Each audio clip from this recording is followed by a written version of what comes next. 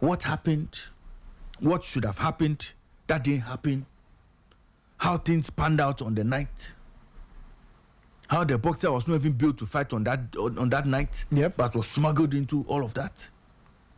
How the GBA has been run with a nurse masquerading as a medical doctor. All of those things were in the report. How the medical team was managed by a nurse instead of a medical doctor. Okay? All of those things were in the report. And the recommendations that the committee came up with were in the report. Now, when the minister received the report on the 16th of May 2025,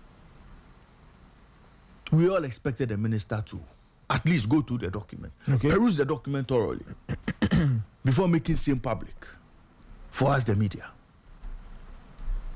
But Nathan, that didn't happen. 7 days after the report was presented to the minister, specifically on the 23rd of May 2025, the sports ministry issued a statement. Now, in that statement, the sports ministry were clear that they had accepted the recommendations of the Amatefu committee and that they were going to make sure they implemented every recommendation to the latter. That was on the 23rd of May 2025. Okay. Ladies and gentlemen, since then, it's been 2 months and clearly 63 days after these recommendations were made, the recommendations were accepted by the sports ministry in their release. 63 days on, Nathan, not even a single recommendation in that report has been implemented. And I'm asking the sports ministry and the NSA why. I'm asking the sports ministry first. Why are we still waiting to implement the findings of the Amatefu committee report? What are we waiting for? What is causing the delay? You see, in between time, the GBA president has resigned and handed over to his vice president. Mr. Nikwe resigned, handed over to his vice president. All this while, the report hasn't been made public. All this while, the recommendations have not been implemented. Now he resigned, handed over to his deputy, Roger Bano, who also went ahead to set up a new board, an interim board to steer the affairs of the GBA. All of that is currently happening with the GBA. But Nathan, let me tell you why I am asking the sports ministry and the NSC why they are struggling to implement the committee report. Nathan, in the report of the Amatefu committee, they were clear that the Nikwe-led GBA, with its board members, vice president, and whoever was there then, were not fit enough to steer the affairs of the GBA.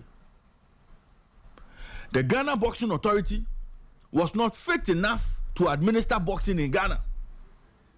So the Nikwe-led GBA, with all his board members, per the committee report, could not continue running or steering the affairs of the GBA. The report was clear. If they've not released it, we know what is in there. The voice of sports. And the recommendation was that through the NSC, the license of the Ghana Boxing Authority should be revoked. Okay. And the NSC, Jan Pofranka and his people, were given clear directives per this committee report that the minister accepted to go ahead and set up an interim body to steer the affairs of the GBA. Yeah. For 6 months. After which, after putting together the structures, properly laying foundations for the GBA to operate, they can conduct elections and then hand over to the duly elected president of the GBA to steer the affairs of the GBA with the executives and the board. Okay. So it was clear in that document that the NSA should set aside the GBA and then put together an interim committee to steer the affairs of the GBA. That hasn't happened. And I'm asking the NSA this morning, why? Why is it so difficult for you to reform a GBA that needs reformation, that needs transformation, total transformation? Why the delay? Nathan, 63 days after this committee finished their work, we are still yet to implement even a single one of the recommendations of the Amatefe committee. Sports Minister, what is the Sports Ministry telling us? What is the NSA telling us? And yesterday, you see, because of their failure to act, Sporty yesterday, the new board set up by Roger Bano went to the NSA Yes. to tell them that, we want to conduct elections on the 19th of July. We want to go ahead and steer the affairs of the GBA. As is, conduct elections on the 19th, appoint new executives, and continue running the GBA the way they've always run it. What nerves? Simply because the NSA has failed to act. The sports ministry or the sports minister has failed to order the NSA to act. What is the NSA afraid of? Yampo Franca, what are you afraid of? What is his worry? Look, set up a committee to take over the GBA. What is difficult about that? Nathan, so today I'm asking the sports minister to make this document public. You see, this document already is not public. Make the document public. Let the good people of Ghana see what is in there. Let us understand why the GBA must be set aside. There are several reasons why, indeed, the Nikwe-led GBA was not fit for purpose, or is not fit for purpose. And there are reasons why the current interim GBA body, led by Roger Bano and Co., are still not fit for purpose. Do you know, Nathan, when they put together their new committee, when they put together the new board, let me show you the members in there and tell me what has changed. You finish, and then I'll give you. Remember earlier, there was a story I was telling you about GBA elections being in limbo. Nathan, let me take you through. So Roger Bano, Lord Akwe, Shadrach Akwe, technical director, Kaloko, Alhaji Mutala Tofik, Michael Nikwe, Nigonti. Wait a minute. Ninamo. Nigonti. Michael Tete, Dr. Eric Tete, Lawyer Sam Lai, and Andrew Snotte, their PR. Nathan, what significant changes have we seen with the GBA? This is Sporty FM, the voice. It's still the same people, the same family members, the same group of people who are with Mr. Nikwe. So, exactly what has changed with the GBA, within the GBA, that we are supposed to expect a total transformation of how GBA is run. So, if today these board members are emboldened to go and see the NSA boss and tell him they want to have their elections on the 19th of July, who has given them the power to have the nerves and the effrontery to masquerade around as interim executives of the GBA? If the committee report had been implemented, all of these people who claim to be stakeholders would have been put aside, pending the proper reset of the GBA. And after that, if they find themselves fit to run for executive's position within the GBA, fine, they are free to do so. But they would have proper structures set up, proper constitution for them to operate with. So Nathan, what is the NSA boss doing? What is the sports minister doing with this matter? I think that it's important that if we want to pursue reset in the sports space, we cannot allow the status quo to continue. We cannot allow the status quo to remain. We cannot allow what was happening to continue. And that's clearly what we are seeing in the boxing space. It cannot continue.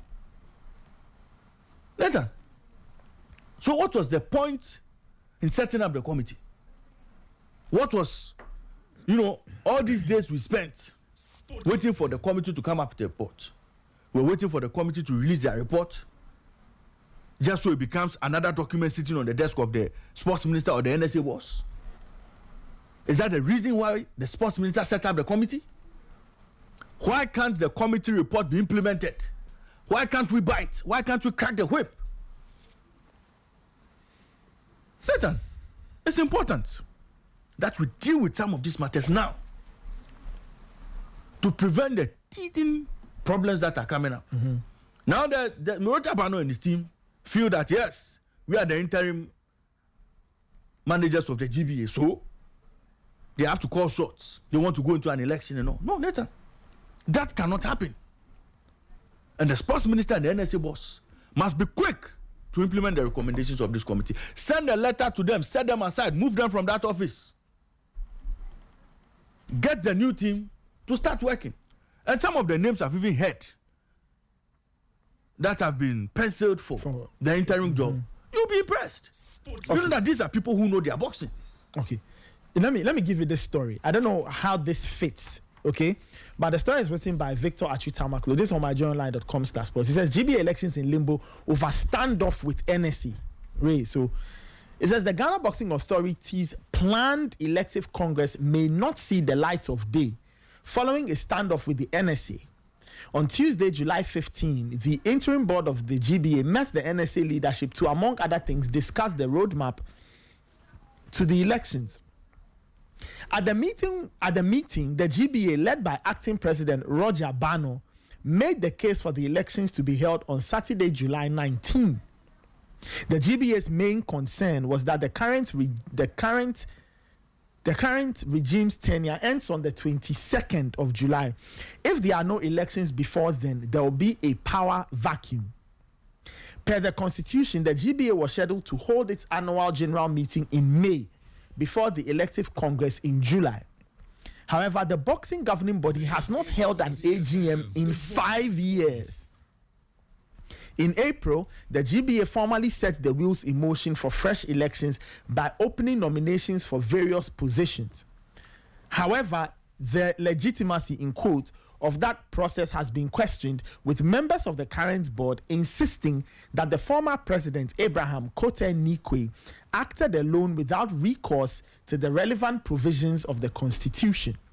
Members of the then board have claimed that Kote Nikwe unilaterally decided the roadmap for the elections, cost of nomination forms, while singularly determining the list of delegates for the elections. Consequently, constitutionality and the integrity of the current roadmap has been questioned. Those sentiments are shared by the Ministry for Sports and Recreation and the NSA, who believe the GBA's operations under the Kote Nikwe administration, including the election roadmap, ought to be vetted. Sources have told Joy Sports that the ministry and the NSA have contemplated setting aside the interim GBA board and install an interim management committee, ostensibly to implement the Amakai Amatefio committee's recommendation before handing over to a new regime. Now, as it stands, the most likely scenario is that the GBA's extraordinary congress will take place on the 19th of July, which is Saturday, without the election. At the extraordinary congress, an interim board will then be given the mandate to set in motion a fresh election process, starting with the notice of poll, nominations, and the official list of delegates. Businessman Ivan Bruce Kujo is expected to challenge Roger Bano for the presidency, and I have a problem with that. We'll come to it when the GBA opens nominations. The renowned boxing promoter who managed boxers like Lati Harrison and Patrick Alote is also the owner of Travel Matters Ghana, a travel and tour company. You know Travel Matters? Yes.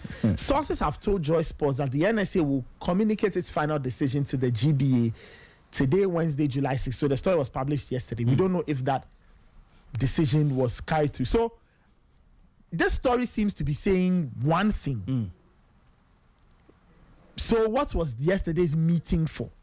So, per what I gathered, they went to the NSA boss to discuss matters concerning the election. Okay, so at least it tallies with this story. And what they wanted to do on the 19th of July. Okay, it tallies with this story. Congress. Yes. Now, Nathan, the question we're asking this morning is simple. Look, I've been reliably informed that the sports minister has given the NSA all the powers to implement the recommendations of the committee. As it should. As it should. Yes.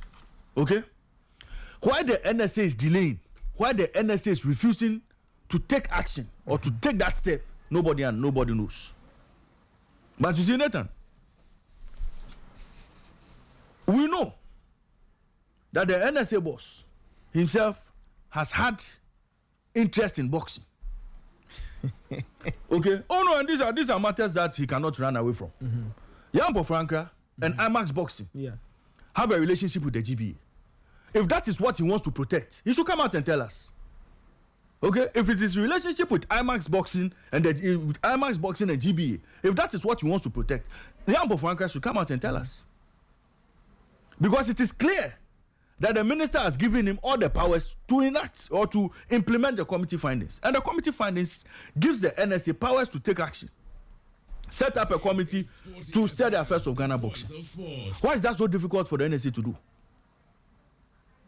So, to avoid all of this back and forth, a certain interim body led by Roger Bano and his board coming to the NSA, claiming they want to hold Congress, claiming they want to set up another body to commence proceedings to have, what do you call it, new modalities for new elections. Clearly, Nathan, what is happening? What is happening within Ghana boxing?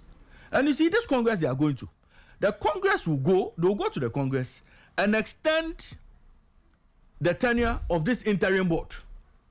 Okay? This interim body that is steering the affairs now, Roger Bano and his people. Yeah. They'll go and look for more time to continue steering the affairs of the GBA. Nathan, what good has come out of this GBA? Or what good has come out of this GBA, its current leadership, and when Nikwe was around? What has come out of from there? And that is why the reform is important. And if Yampo Franca doesn't get it, we are not saying the committee, let's not make it look like the committee wasted their time. Yeah. To come up with a report and recommend the things we are seeing in that document, just for no action to be taken, or just for them to allow the status quo ante to continue. No way.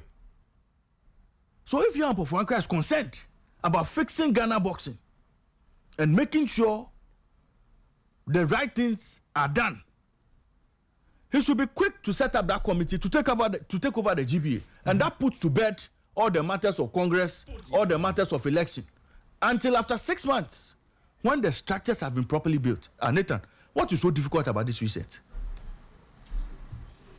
That the NSA boss cannot execute.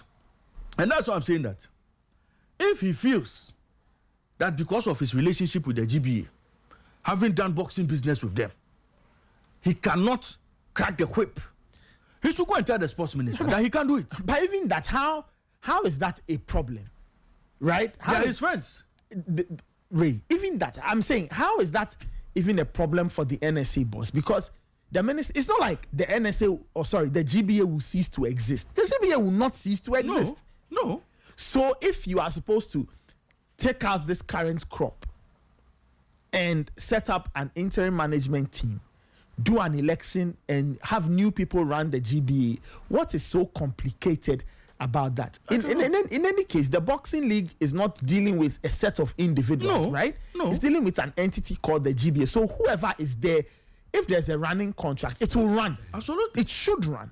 Absolutely. And you're right. How is this a problem? Like, how is this too much Nathan, to ask? 2 months after the committee report was sent to the minister, 2 months after the sports ministry accepted the recommendations in that report, we are still waiting for implementation. Why? How? When the minister has clearly given his orders. You see, and the NSA must recognize its role. When you take the sports ministry away, the NSA is the second most powerful entity in sports in Ghana. Right? In other places, the equivalent of the NSA does everything. Nothing goes by or nothing goes past it. Yeah. So if the NSA has been given the power to do its work, it must simply do the work. This business of dilly-dallying and then there's back and forth, and they feel that Roger Bano and his people feel they are steering their affairs because nobody has told them anything, nobody has asked them to step up. way. I mean, they'll go to Congress, extend their tenure.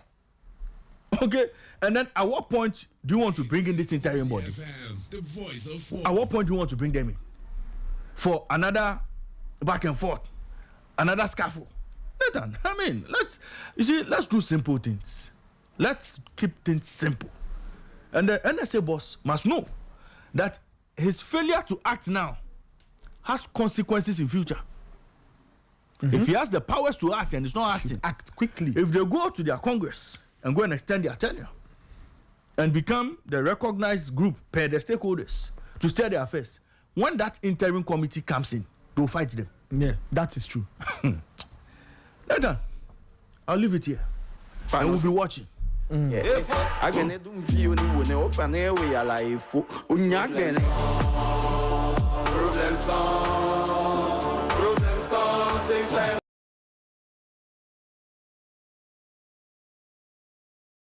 Enough. The NSA, you have the power. Step in, set up that interim management team, get them to function, get them to sort out the GBA, get them to lay out the roadmap. Let us have the elections, and you have a fresh set to take over. Do not challenge. Because if the recommendation is that the Nikwe administration must leave, it's not, you see, when they say the Nikwe led, it's not only the man himself. It means that entire set must go. They must go. Get them out, do your fresh election, and that's it. So that it's clear, it's there, we know what we are doing. But keeping them around will not inure to your own benefit. The NSA boss. You say, you know, you are a very good friend. So this one, we want you to succeed. So don't be afraid of anything. Step in, get the elections to happen, put that interim team in place, let them create the roadmap for that election, let that election happen, let them do all they have to do. When it's done and you have a new set, they wash their hands off Ghana boxing and they go their way. So please, NSA, we want you to do your job. You are the second most powerful entity. Some people can argue and say probably the most powerful entity if you like. So you have the power. The minister has given you the power. Do the cleanup at the GBA. Do not let the committee's work be in vain. Do not let Olarinwaju's death be in vain. Do not let all the work we have put in be in vain.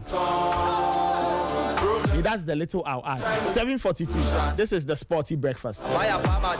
Upness, shit.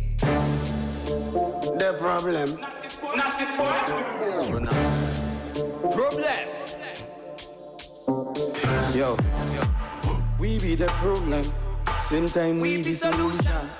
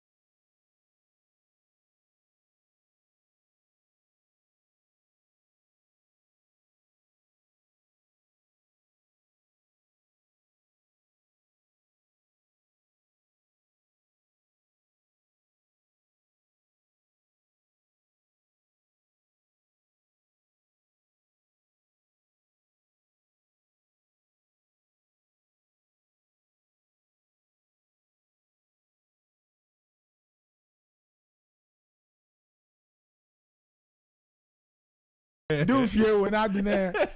Hey, you see,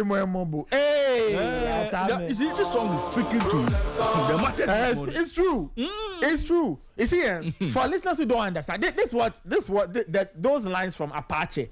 He's saying that you and a ghost have gotten into a squabble. Yes.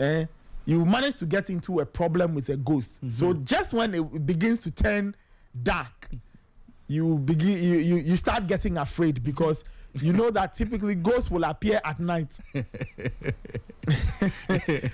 Ghosts will appear at night. So yeah, that's the thing. So please, Mr. NSA boss, please listen. You are doing other things. This is also part of your work. Get down to business. Get down to business. Step in there. Clean things out at the GBA. You've been given the power to do so. You've been given the power to do so. So get down there and get things done. You see, it will help your own work. It will help your own reputation. It will help your own legacy. But the longer you leave this untouched, for whatever reason, it will come back to bite you. And you see, when at that time when it's biting, it will be so painful. So do it now. Do it now. Do it now. I've said this 3 times, Mr. Ampofanka. I've said this 3 times. Do it now. Because if not, further down the line, it will come back. You will pay premium for it. Yeah. I don't know what it is that it's holding you back. I don't want to speculate. I really don't want to speculate. Right? I don't want to speculate. I kind of have a suspicion, but I don't want to speculate. Whatever it is, please get things done. Get it out of the way. Do what you have to do. The minister has given you the power. Use that power to reset, right? Because the broad agenda of JM Part 2 is the reset. The reset has to exist in all domains, including sports. And that reset requires hard decisions. This is one. Better get it done. All right, let's switch tracks. Let's do some football. Let's get to the line and let's speak with Yusuf Alassane Chipsa. Yusuf Alassane Chipsa is in charge of player relations at the Professional Footballers Association of Ghana. We call it the PFAG.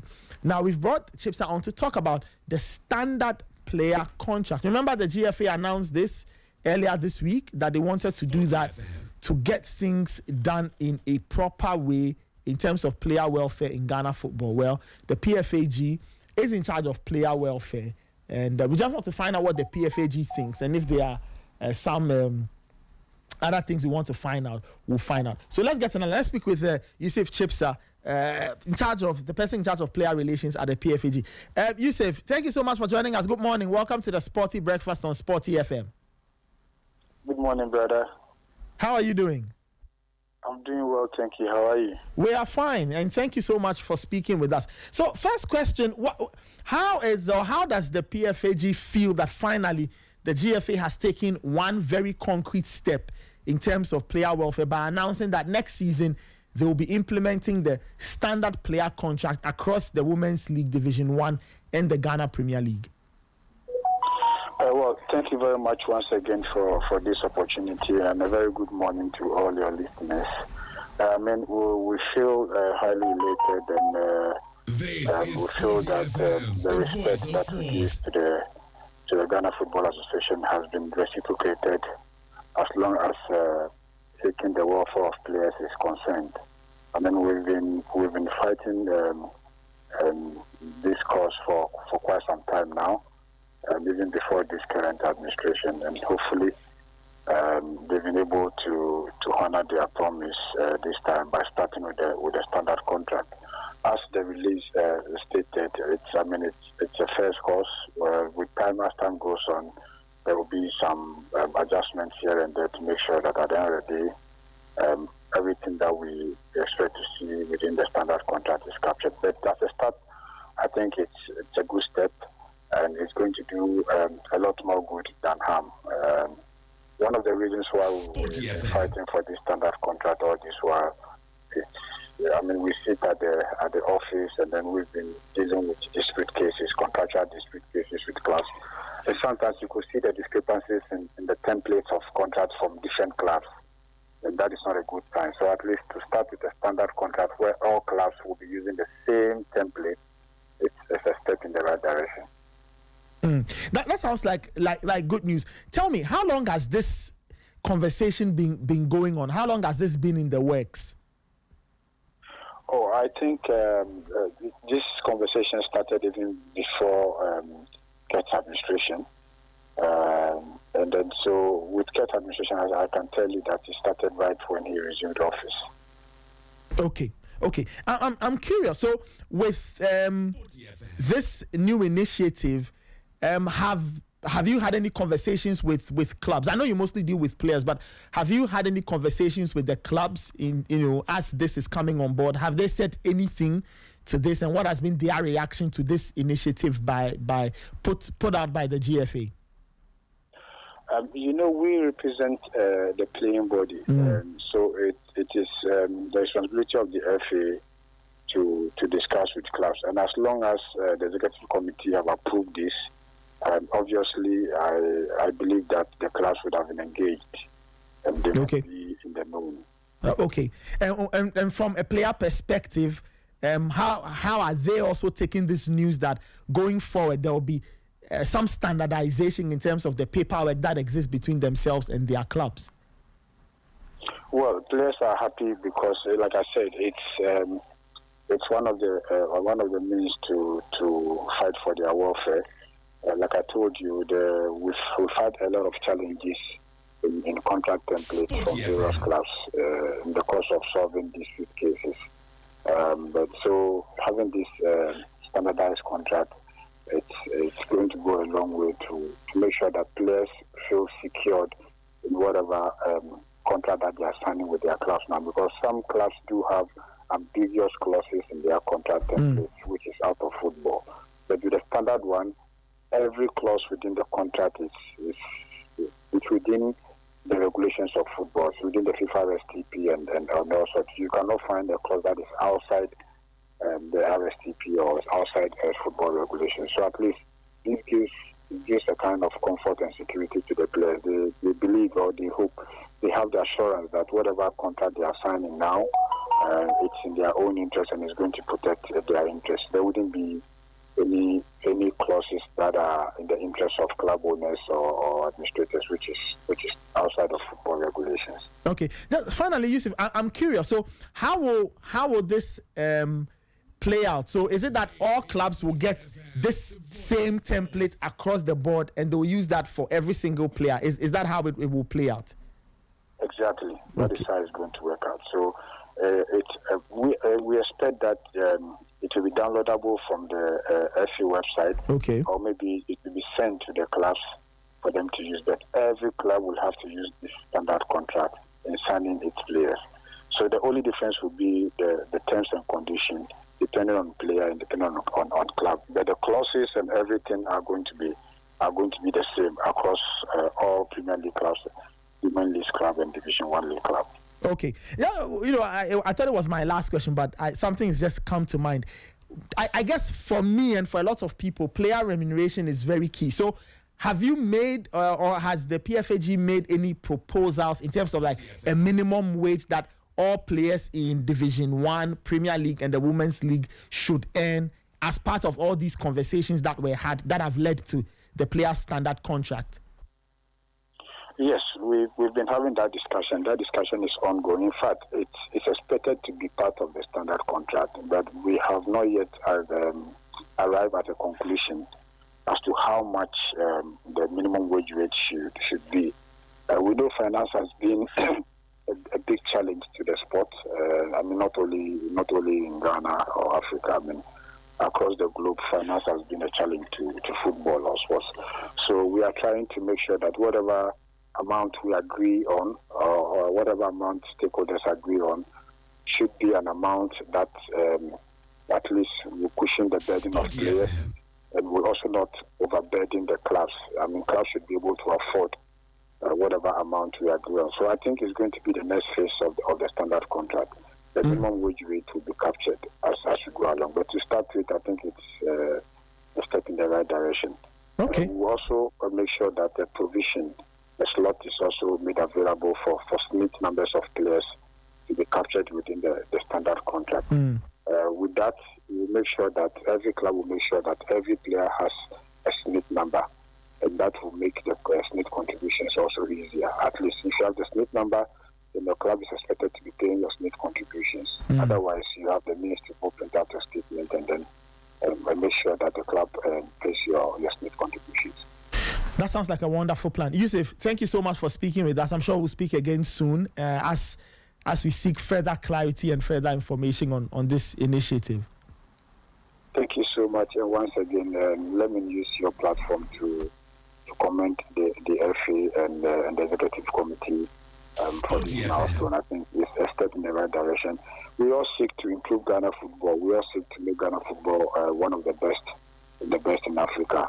And so I think it's a step in the right direction, and we commend them. We hope that the collaboration or the partnership we started is going to continue. It's not going to just remain with this. We have a lot to discuss, a lot is in the pipeline, and we hope that all our goals and objectives will be achieved in time. Thank you very much. Thank you so much for speaking with us. That was Yusuf Chipsa. He is responsible for player relations at the Professional Footballers Association of Ghana, popularly called the PFAG. So at least now we have some clarity, or at least a response from the PFAG. Yusuf Chipsa says they are happy.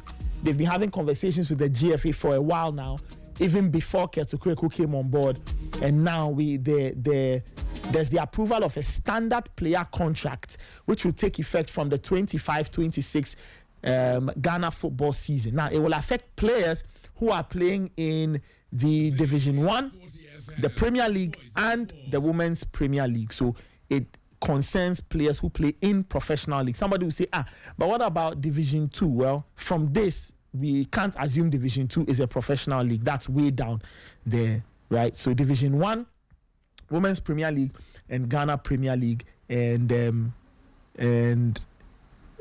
players who play in these leagues are the ones who will be captured, and they are the ones who will be covered by the standard contract. Okay, so the key areas: wages, bonuses, transfer clauses, player contracts, and dispute resolution. So you heard Yusuf Chipsa talking about conversations on the minimum wage, right? So this contract will be standard. It will cut across all the clubs in the Premier League Division 1 and Women's League. Every single player will sign practically the same type of contract, right? Standard is for everybody, right? Some things may differ in terms of specific wages, but the broad parts of the contract will be the same. It's a standard contract. Everybody knows that contract, and hopefully it should bring about better welfare of our players. So we wait to see, what will happen. I'd love to hear from the clubs. I'd really love to hear from the clubs on what they make of this. On the player side, the PFAG has responded. We'll see if we can get a response from the GFA to see if they can confirm how the clubs feel about this. Because a few days ago, I saw a story, of one of the clubs, or one club representative, who was saying that the GFA had not informed them that a standard player contract was about to be implemented, or was about to be thrown into play. So I'd love to hear from the GFA, especially on how clubs have been reacting to this, or how clubs will react, because of this is supposed to go to Congress, and then they kind of approve it. They give it a rubber stamp or a thumbs up, and then we move on from there. But I think, Ray, the broad theme, or what I will say, that I think it's a good idea from the GFA. Absolutely. Long overdue, but it's here nonetheless. I hope that it will pass the test of Congress, and then it will be implemented. That's why I'm very eager. Well, a part of me is eager, but a part of me almost thinks that asking the GFA what the clubs think now may be jumping the gun, because the official gathering for clubs is the Congress, and they are yet to do that. But maybe individual clubs have been speaking with the FA. No, but any club that does not agree to standard player contract clearly should not be in football. Because this document is supposed to protect the club owners and the players as well. So it's a win-win situation. But you see, we know the behavior of some club administrators when it comes to paying players and honoring obligations in contracts. A lot of players do not even play with contracts. So by word of mouth, come and play for me. I'll do your card for you. If you get a deal to go abroad, then you take some, I take some. But a lot of players have those kind of contracts. And so in the course of their playing career, if they are not paid, the club owner feels, it's fine, they can keep playing, because there's a plan to get them outside, or there's a plan to move them on, and then they'll get money. And then that's when they'll sort them out. You see, Nathan, players work with some of these absurd contracts and agreements. And a lot of club owners like it, because it lifts a huge financial burden off them. They like it because, of course, you are not going to be paying the player every month, every week. The player will keep playing for you. They like those type of deals. Now that they have to sign the dotted line and make sure whatever is discussed verbally is put on paper per this GFA standard, a lot of them will be running away from it. So I know some of the club owners will be in opposition to this document, but any club owner who behaves like that is clearly not fit to run any football club. If you are not interested in protecting your players. Because our dimension says that if so clubs that fail to comply should be suspended. They should be booted out. Clearly, you're not ready to do football. If you cannot protect your players, or if you cannot under obligation that is put on paper, clearly you have no business doing football. Players are old money. From last season, I can show you clubs that still owe players salary. Yeah, but Michael Asabredi was telling us that out of a 10-month Ghana Premier League season, Legon Cities only paid their players 4 months. Yeah, and there are players who are chasing funds, and legally, because you don't have that document, that written contract, they can push. Yeah, they can push as far as it should go.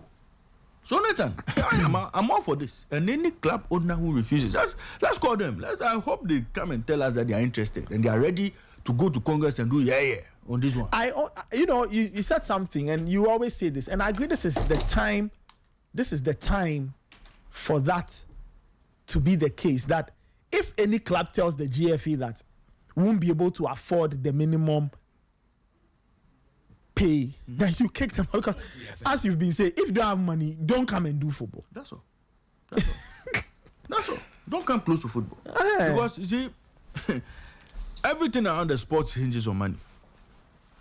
Paying players, putting up infrastructure, paying bonuses, making sure your players have good camping, are playing good friendly matches, the players have good nutrition. All of those things, it's money. So Nathan, for a club to get to a point where the players are lacking all of those, including their salary, you cannot exist as a football club. Traveling to go and play matches, getting money for operations. Nathan. Getting money for what? Operations. Is that on the balance sheet too? Nathan, you know what you call unclassified payments. If you don't have money for all of those things, you have no business putting together a football club, claiming, it's a community club. You see a lot of young talents who do not have clubs to play, so you bring them together. No, it is not a philanthropic organization. It's a football club. It's a business. Sporty FM. And so you must make sure you are responsible for every single player. Nathan, why will you go and take a player from the streets, all in the name of poverty alleviation? And once the player is playing for you, the player is saddled with deeper poverty than he was dealing with when he was on the street. Poverty alleviation now becomes worse when the player is playing for you, because there's no contract. You give the player what you like. So there are times club owners give their players meat and fish as payment. Which club owner does this? Do you want to give us names? It's okay. I won't continue. No, later. But some clubs give their players meat and fish. Yeah, give them rice, tomatoes and things. This is what we are paying you. Do they do that every month? Nathan, when the money is not coming, they give them food. I'm just saying. So do they give them the rice and things every month? So when the salary delays, maybe say 2 months, 3 months, and they bring them the meat, bring them fish, have some rice and things. So go and cook and eat. But do those elements or items, are they commensurate with the players' wages? No way. No, you see, so the players are telling they are hungry. You don't have money to give them, so you give them food.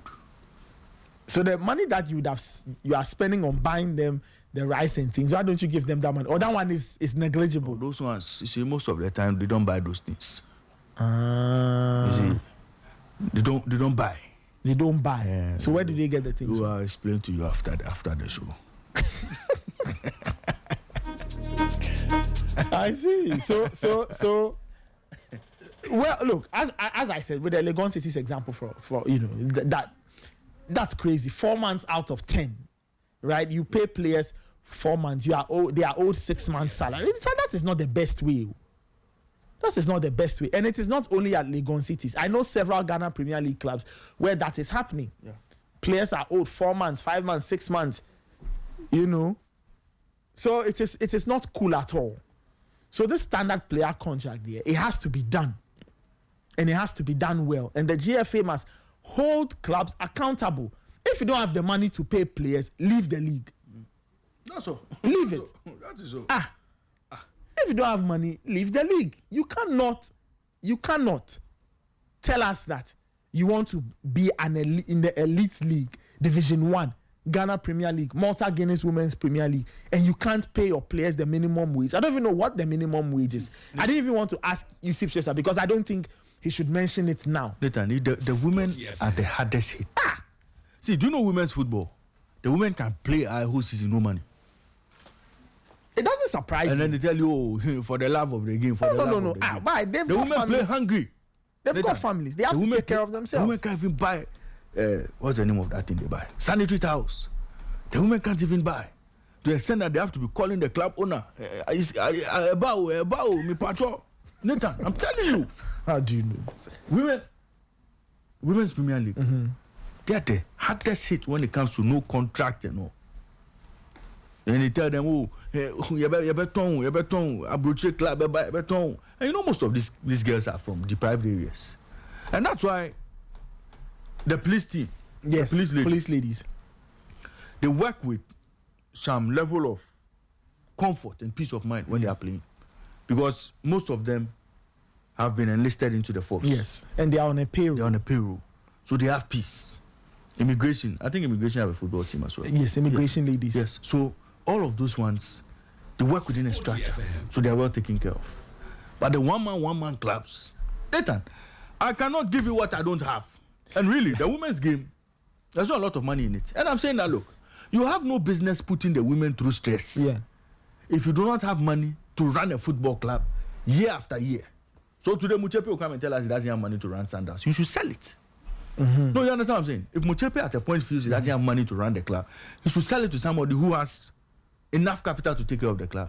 But over here, when club owners get to a point where they don't even have money to take care of the girls, they still keep encouraging the girls to continue playing. The girls play on empty stomach.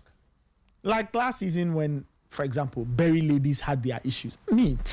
Sometimes I remember they went to play a particular game. I think did they have substitute? They didn't have substitute They didn't on have the bench, substitute. but they went to play the game. The coach hadn't been paid. All sorts of things. Berry ladies, we are sweet. The girls were bitter. You know, The girls were bitter because there was no money coming in. I remember about 2-3 years ago at my former place, I remember one of the clubs reached out to me. At the time, they were really going through a struggle. I don't know whether I should mention the club. Sell the or club. not.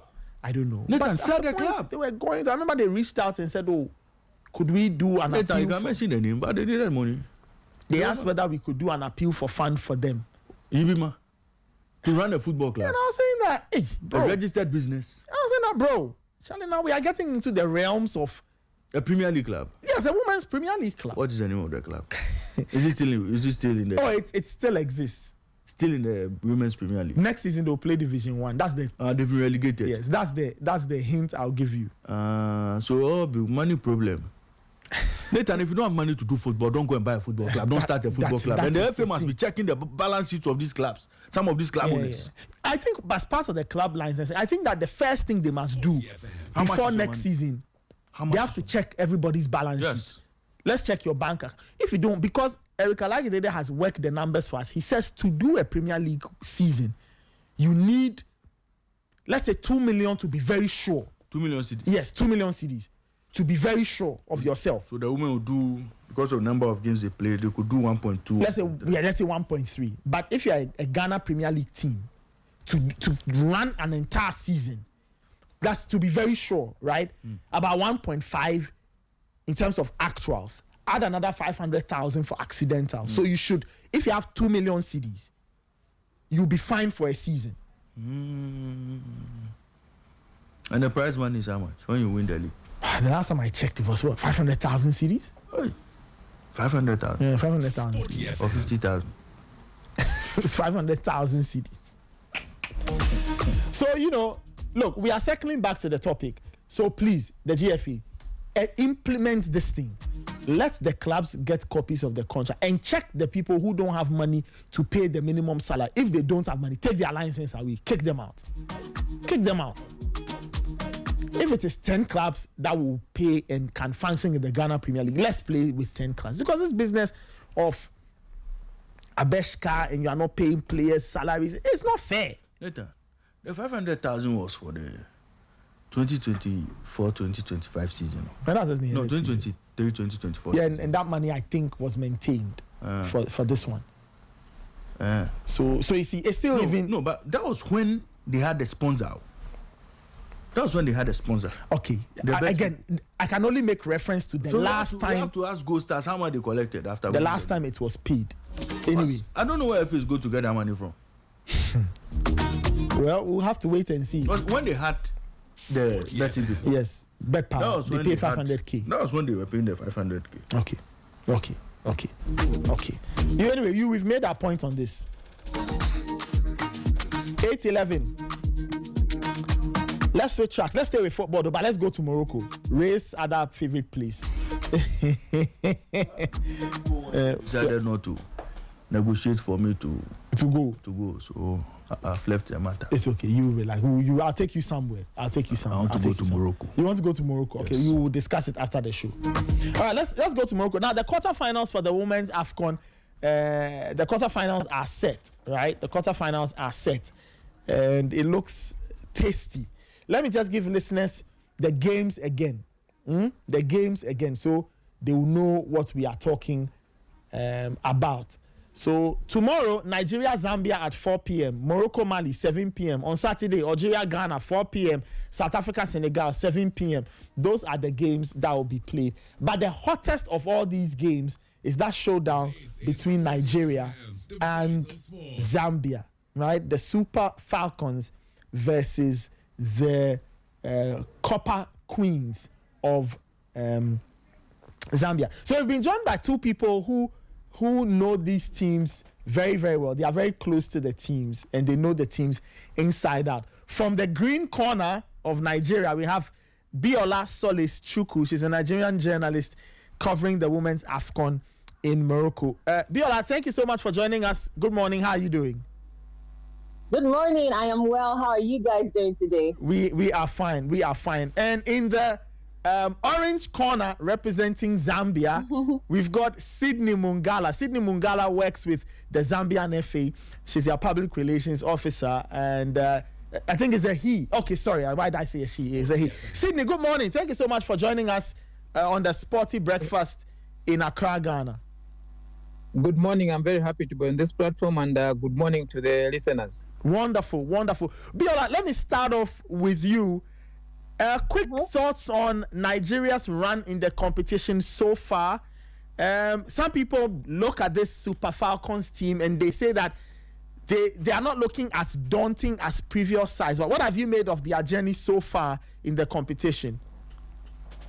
Well, to be honest, in my opinion, I don't think the Super Falcons has been all too super, to be honest. Of course, the first game went pretty good. A few goals were scored. But the goals definitely dried up going into the second group game against Botswana. It was such a struggle to score, and the goal came pretty late. I mean, everybody thought at that point, even I in the stadium, thought that it was going to be a draw. And I would have said Botswana actually deserved a point from that game, but unfortunately didn't get it. And then going into the last group game against Algeria, there were no goals as well. So it's a little concerning, a little worrying, especially when you're going into a quarterfinal match against Zambia that score a lot of goals and, have grown tremendously in the last few years. We know what Zambia did to the Super Falcons at the last edition, so the Super Falcons need to avoid that again. But, going into this match, the players and the coach seem really confident, so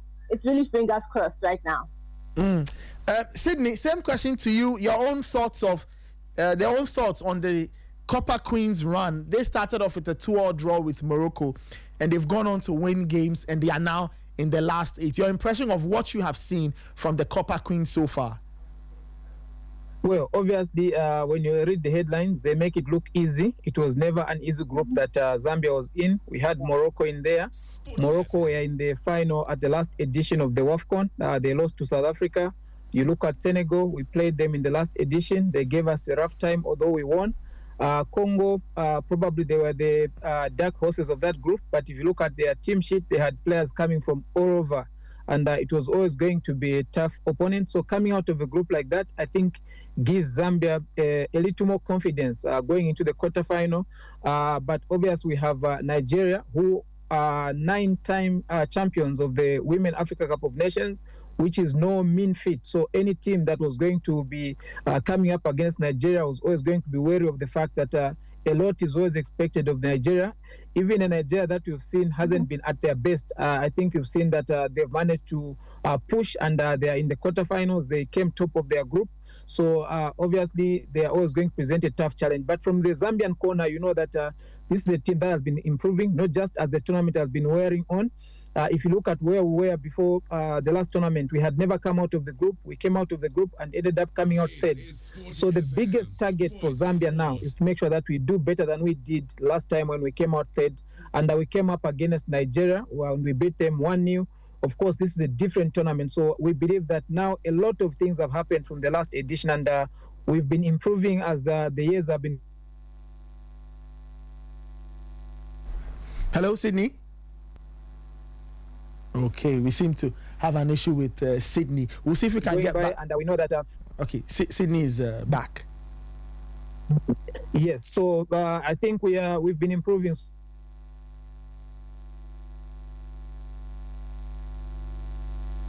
Okay, all right. We'll see if we can reconnect. So I believe that we're in a better place now to be confident. Okay, Sydney, let me just stay with you. You mentioned that the last time the two teams met in the last edition, Zambia won by a goal to 0, and then they ultimately finished it. The two teams are meeting again. When you look at this Zambian team, do you think that they, compared to the last time they met, are they a better side? Are they now more equipped to fully take on Nigeria and maybe win by a bigger scoreline? Do they have it in them to win by a larger scoreline, or you still think that it will be a very, very tough game against, this competition's quote-unquote owners? Yes, I believe it's actually a no-brainer to actually say that Zambia is actually in a better position than they were at the last edition. We didn't have Barbara Banda, we didn't have Rachel Kundananji in the last edition. These are players that have gone on to show their class in various leagues. Barbara Banda, obviously the current CAF Women's Footballer of the Year. Rachel Kundananji is playing for BFC. Not too long ago, she was the most expensive female player in the world. So these are players that bring the kind of quality that makes you believe that you can win any game with them in the team. So I believe that Zambia is feeling a lot more confident than they would have been feeling last time we faced Nigeria. But you know that this is a tournament. You look at the Nigerian backline. I think they've been quite solid, and I think they've managed to convincingly navigate through the group stages. And I believe that Zambia has got a very strong and potent forward line. The Nigerians have had the solid backline. So all these factors, I think, are going to come down to which team is going to plan better for their game. And I know that Zambia has been improving as the tournament has been going. So I think we couldn't have wished for a better time to face a team like Nigeria than now, because we have everything going for us. The players are feeling confident as the tournament is going on. But we have to prove that on the pitch. It's not enough to just believe that you can win. You have to go on the pitch and prove it. Biola, let me come to you. How do you think the Super Falcons will look at this game? Will they be pressured to win? Are they? Do you believe they can, or you think that the quote unquote the struggles of the group stage might show up again when they take on Zambia? I mean, as you've seen, the Zambians look really confident. They've been winning games. Kundanaji and Banda look really strong. Nigeria has not looked that convincing. So do you think this is the time when we start to see the real Super Falcons, or we should be in for a very complicated game against the Zambians? Well, it might be complicated a bit, but I also believe that the team has grown in confidence a bit. Even though there were no goals against Algeria, in my opinion, it was a better performance than the previous two matches. Some changes were made. Some of the new inclusions to the team were in the starting lineup as well. And like you mentioned, pressure. There is some pressure we have the hashtag, the tagline Mission X all over social media now. That's the mission to win its 10th title at the WAFCON. So yeah, there is some pressure, and I just believe that the team might go in a little confident, knowing that Zambia are a really, really strong side that score a lot of goals, but they seem to also concede a lot of goals. And then we can rely on our backline, our defense, that just like Sydney mentioned. We also have, the Super Falcons also have, who I believe is the best goalkeeper in Africa, Chiamaka Nadozie. So I think that is where the Super Falcons might just have the edge in conceding less goals. But then, of course, it's only goals that win matches, so they have to score as well. And that's what the challenge has been in the last 2 matches. Okay. Sydney, let me come to you finally before you leave us. What will make the difference for Zambia on the day they take on the mighty Nigeria? They are confident. Zambians are confident. We've seen what Kondanaji and Banda are doing. What will make the difference on the day? If Zambia will get the result they need, where will that result come from? Definitely, Zambian forward line is the greatest strength, and you know that any team at the WAFCON or in the world would want to have Rachel Kundananji and Barbara Banda in their setup, because it gives them an edge over any other team. So I believe it's going to boil down to which of those 2 players is going to turn up and probably get the goals, because we know that Nigeria has got a strong backline and a good goalkeeper. So if we breach the backline and also manage to get a goal, it should be able to be enough for Zambia to actually qualify to the semi-finals. Okay, would you want to give us a prediction, Sydney, before I let you go? I'm very. I will not be objective because obviously my heart is Zambian. But let me just say, to be a scoring game. Whatever the result, I believe that there are going to be goals in this game. Okay, all right, Sydney. Thank you so much. You are moving on to other things, so we have to let you go. But thank you. We'll speak again soon when that game is done. Thank you very much, and I believe the neutrals will enjoy the game. It's going to be a good game of football, whichever way it's going to go. Let's enjoy the game. All right, thank you so much. That was Sydney Mungala. He's the PRO of the Zambian Football Association. Biola, let me wrap it up with you. So, same question: if the Super Falcons will win, where will that victory come from? Of course, against the backdrop of the group stage they've had, where will they find that extra level to go past Zambia on the day? I think determination and all the cheering and support from Nigeria is really important. I was really impressed with the turnout of Nigerians based in Morocco who showed up for the last match against Algeria. So that should definitely cheer the Super Falcons on. And like I said, Mission X is on everybody's lips, including the players. But we really, really need to rely on the goals this time. The goals definitely have to come in. Just after this call, I will be off to the press conference just before the match, so we'll be getting more information on what the plan is from the coach and all of that. So goals need to be scored. That is the most important thing. And that backline, which has been relatively solid in the past few matches, needs to remain so, because Zambia is the toughest side I would have faced so far at this tournament. So yeah, I think Nigerians generally are a little wary because why Zambia now? But yeah, going forward, I want to believe the players are a little more confident now. Okay, we'll wish Nigeria the very best in that encounter. We'll speak again soon after your press conference and all. Thank you so much. That was Biola Solis Chukwu, a Nigerian sports journalist in Morocco, covering the Super Falcons and, of course, the Women's AFCON in the lovely country of Morocco. 8:23.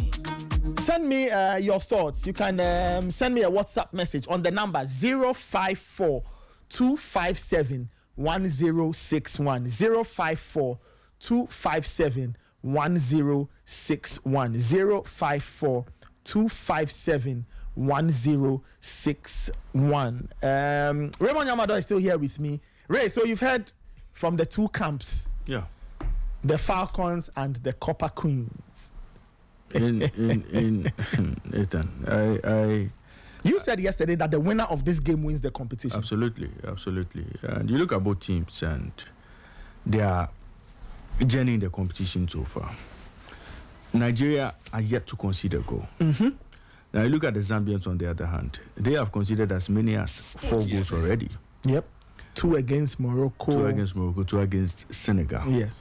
And against DR Congo, they kept a clean sheet. Now, it's the best defense, obviously, versus the best attack. It's a game of the best defense versus the best attack, because Nigerians themselves haven't scored too many goals. They scored just 4. Now, the Zambians, on the other hand, have managed to score as many as 6. How the Zambians would find a way around the Nigerians, I don't know.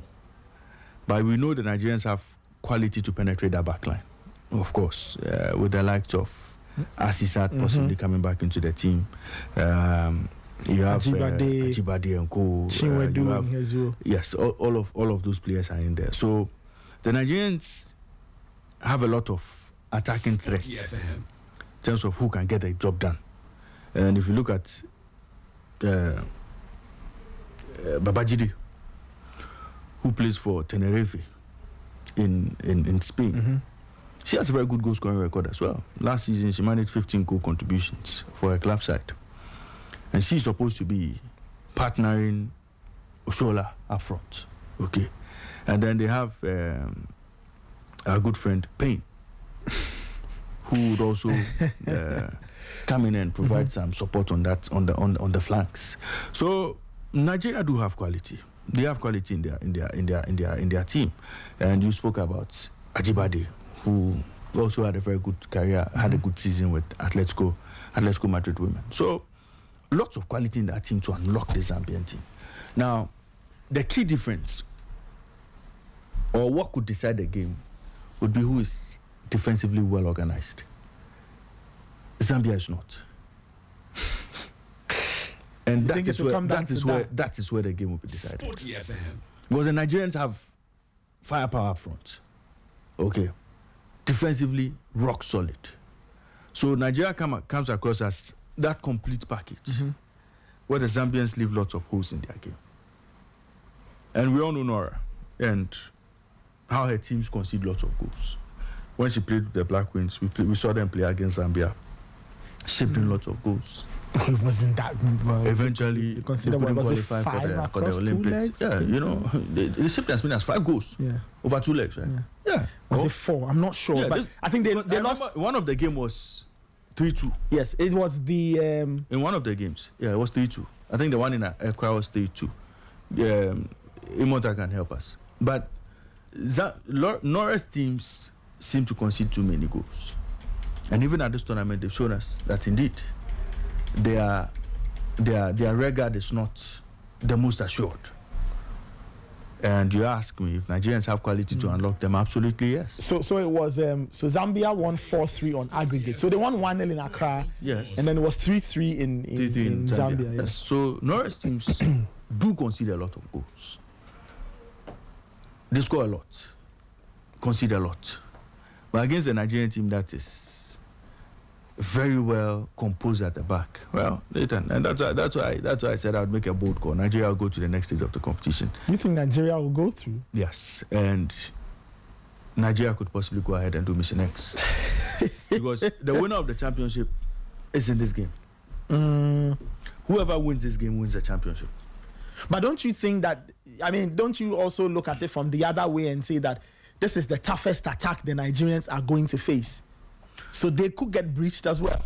Well, I would agree that indeed, yes, the Nigerians haven't faced very tough opposition in terms of, you play Botswana, you play against Tunisia, you play Algeria, and they can't get past you. Yes, I agree. But you again look at the Zambian team, and indeed, they faced some tough teams. They faced the host nation, Morocco, faced Senegal. But that's the mark of a very good team is to find a way to keep opponents quiet, regardless of their strength. If you're good enough, you find a way to shut your opponents up. And that's what the Zambians haven't done. Clearly pointing to the fact that at the back, they are not very resolute. Up front, fantastic. Nigeria would face a team that has very potent attackers, but based on the experience they have in that back line. And I think their performances at the back has been down to the experience in that back line. From their goalkeeper, who, Nadozi, who's been in post for them. She's a very good goalkeeper. She plays for Paris FC. One very established player in that team. And so, Nathan, you look at her save percentage, even playing for a club side, she's doing 78.1 for Paris FC. That's how good she is. Okay? And you look at last season, she played 19 matches, kept 10 clean sheets. Very good goalkeeper in there. Chiamaka, Nadozi. Very good player. And you look at that back line. Plumtree is there. Lots of experience. Plumtree, your good friend Plumtree. Then there's Demahin, young player, good talent. Then you talk about Uhale, who's 33. She plays for Pachuca, one of the Mexican girls. Sinachi Uhale. Very good, very, very experienced defender. She leads the line there, you see. And then Alozi, who also plays for Houston Dash. So Nathan, you look across that back line, and there's lots of experience.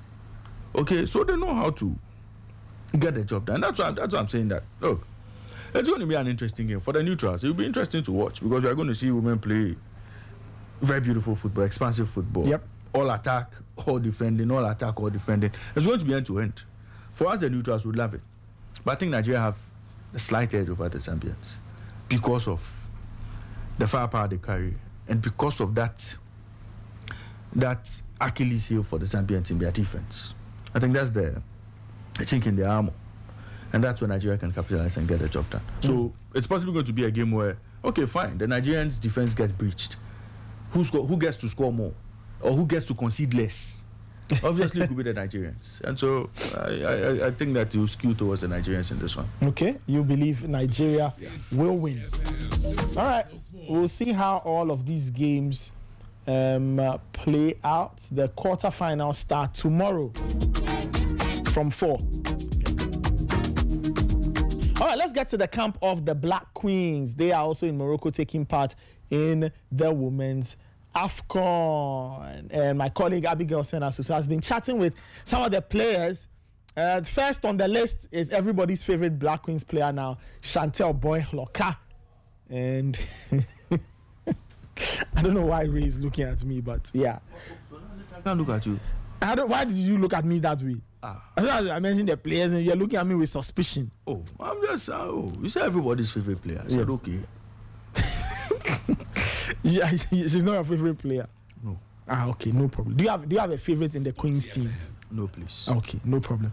Let's listen to Chantel Boy-Hloka talking about her time with the Queens, what she wants to achieve, and what she wants the team to achieve in Morocco. I started playing football when I was about 4 years old. That was with a boys' team up until I was around 6, 7 maybe. No, 6 maybe. And then I played for a local team, and then I got scouted by Everton. So, and then my career started from there.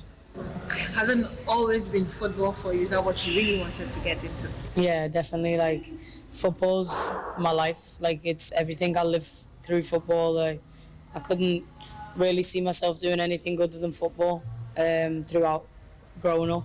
So, yeah, it's led me on this path. Is it that you saw somebody from your lineage or somebody playing football? How did you develop that interest? I think I seen like some of my family members playing football with the friends, and then just in school I seen the boys kicking the ball around, but no girls were playing, but I just had an attraction to it. And then, yeah, it was from there I seen a ball and I just haven't put it down. Did any of your family get to play professionally? No, I'm literally the only footballer. I'm the only one that does sport in my family, so yeah, I'm the only one.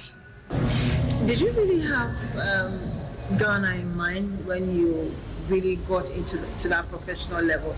Or let me say, how did you receive the news of being invited to play for Ghana? Did you really think about it?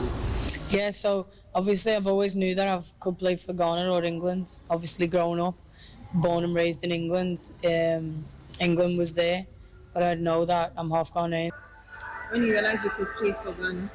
Oh yeah, so obviously I knew it was always a possibility. I could play for England or play for Ghana, and the older I've got, Sporty FM. the more it became more apparent and more leaning to the Ghana roots, my Ghana roots. The way I was introduced to Ghana, the way I got called up was the last coach that was here. She made contact with one of my friends, and yeah, the communication started from there really, and I'm here now.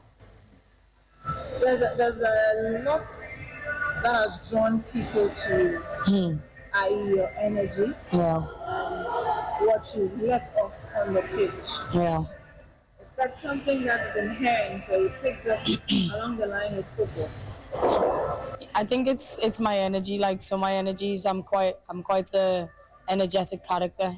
I'm also calm at the same time. I feel like I'm quite a balance. Sometimes I can be quite quiet. Sometimes I can be really loud. And the qualities that I show on the pitch, it's just pure passion. I'm passionate about things that I love, and I try and give everything inside me what I can at the time. So yeah, my energy just shows through, and it's the passion more than anything. I'm just filled with passion. When you decided to hit to that ball and play for Ghana, I'm sure you might have set out some achievements you would love to have with the national team. Can you share that with us, and is that on course? Yeah, it's definitely on course. I just want to I want the fans to appreciate who I am. I want to give back to the fans. Like, the fans is one of the most important to me, because it's the supporters. Like, and football without supporters, it'd be a little bit boring, because you're then just doing it for yourself and your family. But for me, it's the people who come out and they support you even though they don't know who you are. Like, personally, they still come out and they chant your name and they sing, and they turn up for you. So for me, for my ambitions with the national team, it's just to be loved by the fan base, by the culture, to show my qualities and to deliver really, and hopefully one day become like a role model for the younger generation coming through and looked up to as an all-round good person. But we've seen players who have not really had that Ghanaian training and that have a similar background as yours join our national team with a lot of energy from the start, and it begins to fizzle out. We don't really get to see them as much as it started. Sporty FM. What makes Chantel different? What will carry you on to the very end when you decide to hang your boots? I can't really speak for the past people that's been in my similar position, but I know from myself, what sets me apart from a lot of people is my passion, and I think I play with my heart on the sleeve. Like, people see my emotions throughout. So hopefully I'm here for a long time. Hopefully I keep getting called up to the national team, because it's a privilege. It's a privilege that I take with pride, and I wanna do great things with this country, because they've given me so much more than football. They've given me my roots, as I keep saying. Like, obviously I was born in England, but I've got a whole other side to me, which is Ghanaian, and I'm fortunate enough to play football to be able to be in touch with that.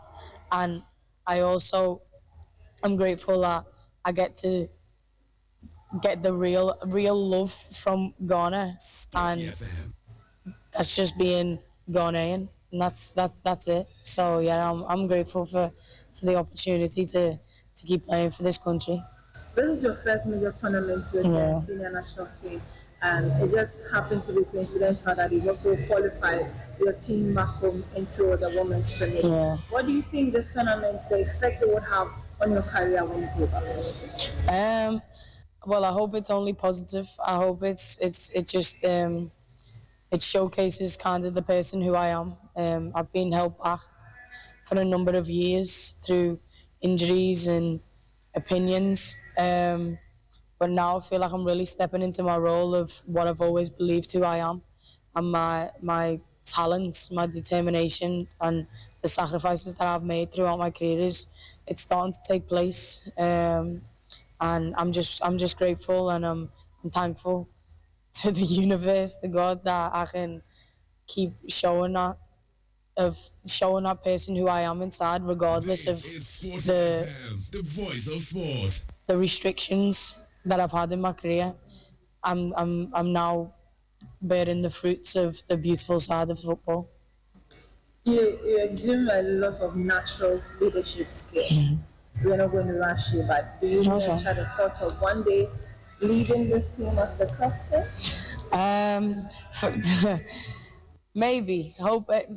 Hopefully I can take a lot of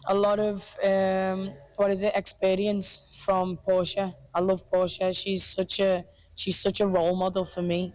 She's an amazing captain. She keeps these girls in line like I've never known before.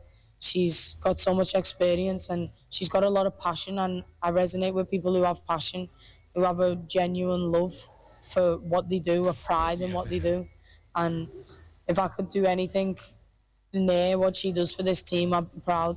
So in the future, maybe, but right now, Portia's hopefully still got a lot of years left in her, so I can still keep gaining a lot of experience from her, and hopefully, be passed down the baton if that's called upon me. The energy wraps up over a lot of people. They've seen your mannerisms. Yeah. After we won that game, I'm sure you've seen some of the reactions from Ghanaians and all of that. How does that make you feel?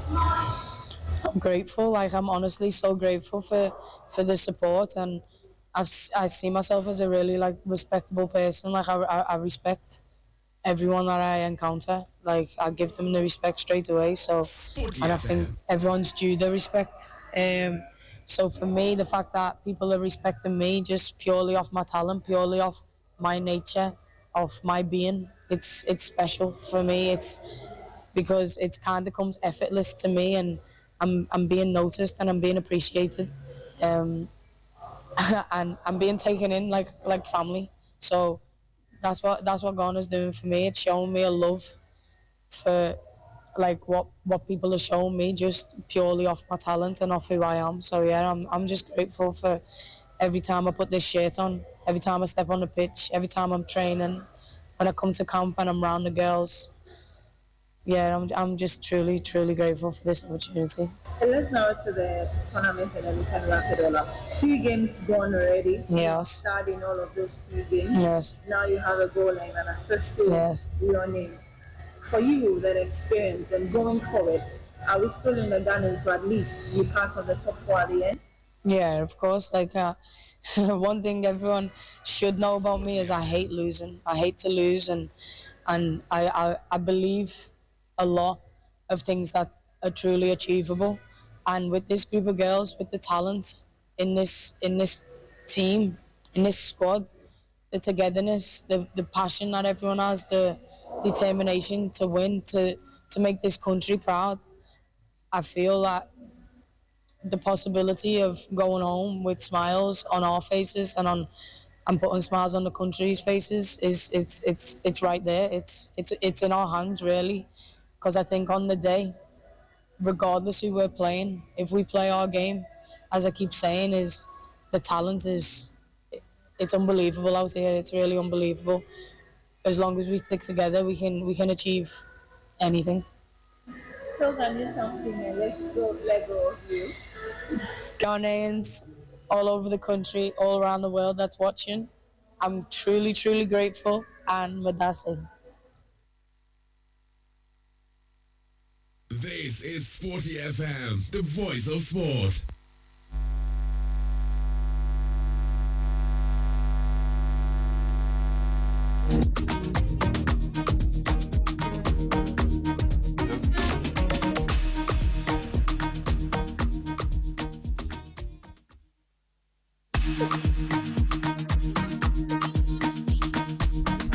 .44. So that was Chantel Boy Hloka.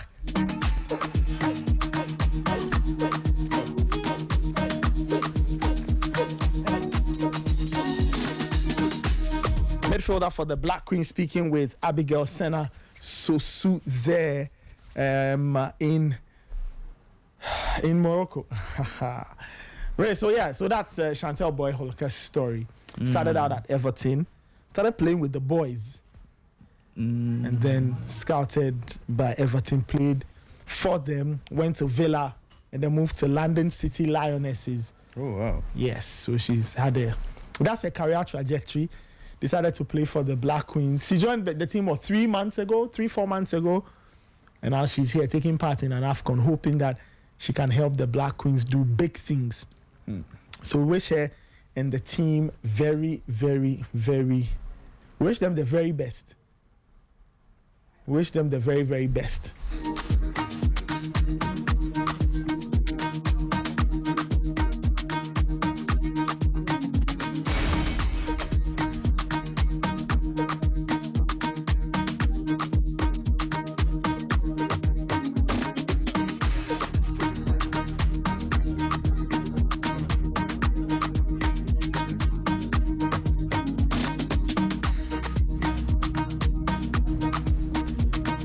You can send us your thoughts 054 257 1061 054 257 1061 054 257 1061.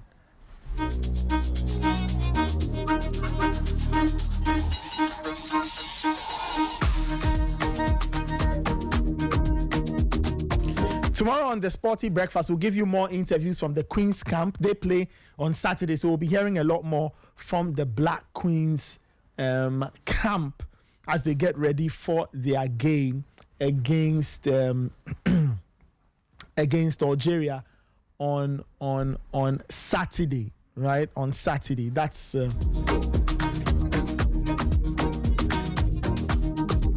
don't know if you have any quick comments on Chantel Boy-Holoka before we move to other things. I haven't seen her play a lot, so I don't have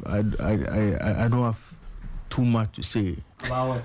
The only thing before you say you sit down and organize I've not seen her play, so I can't. Why haven't watched any of the Queens matches? I've watched, but I mean I haven't. But she plays. If you want the Queens play, she's there. To analyze the game. She's there, right there. The only thing I know is, well, if you look at her, you just get the sense, the difference between the only her thing decision making and the others. The only thing I know about her is she was hoping to get a chance to play for the Lionesses of England. That's fair. The call-up never came, and at 28, 29, well, how old is she? Yeah, late in her career, she feels the opportunity is gone, and she has to find a way to get into Kevin the Ghana Prince team.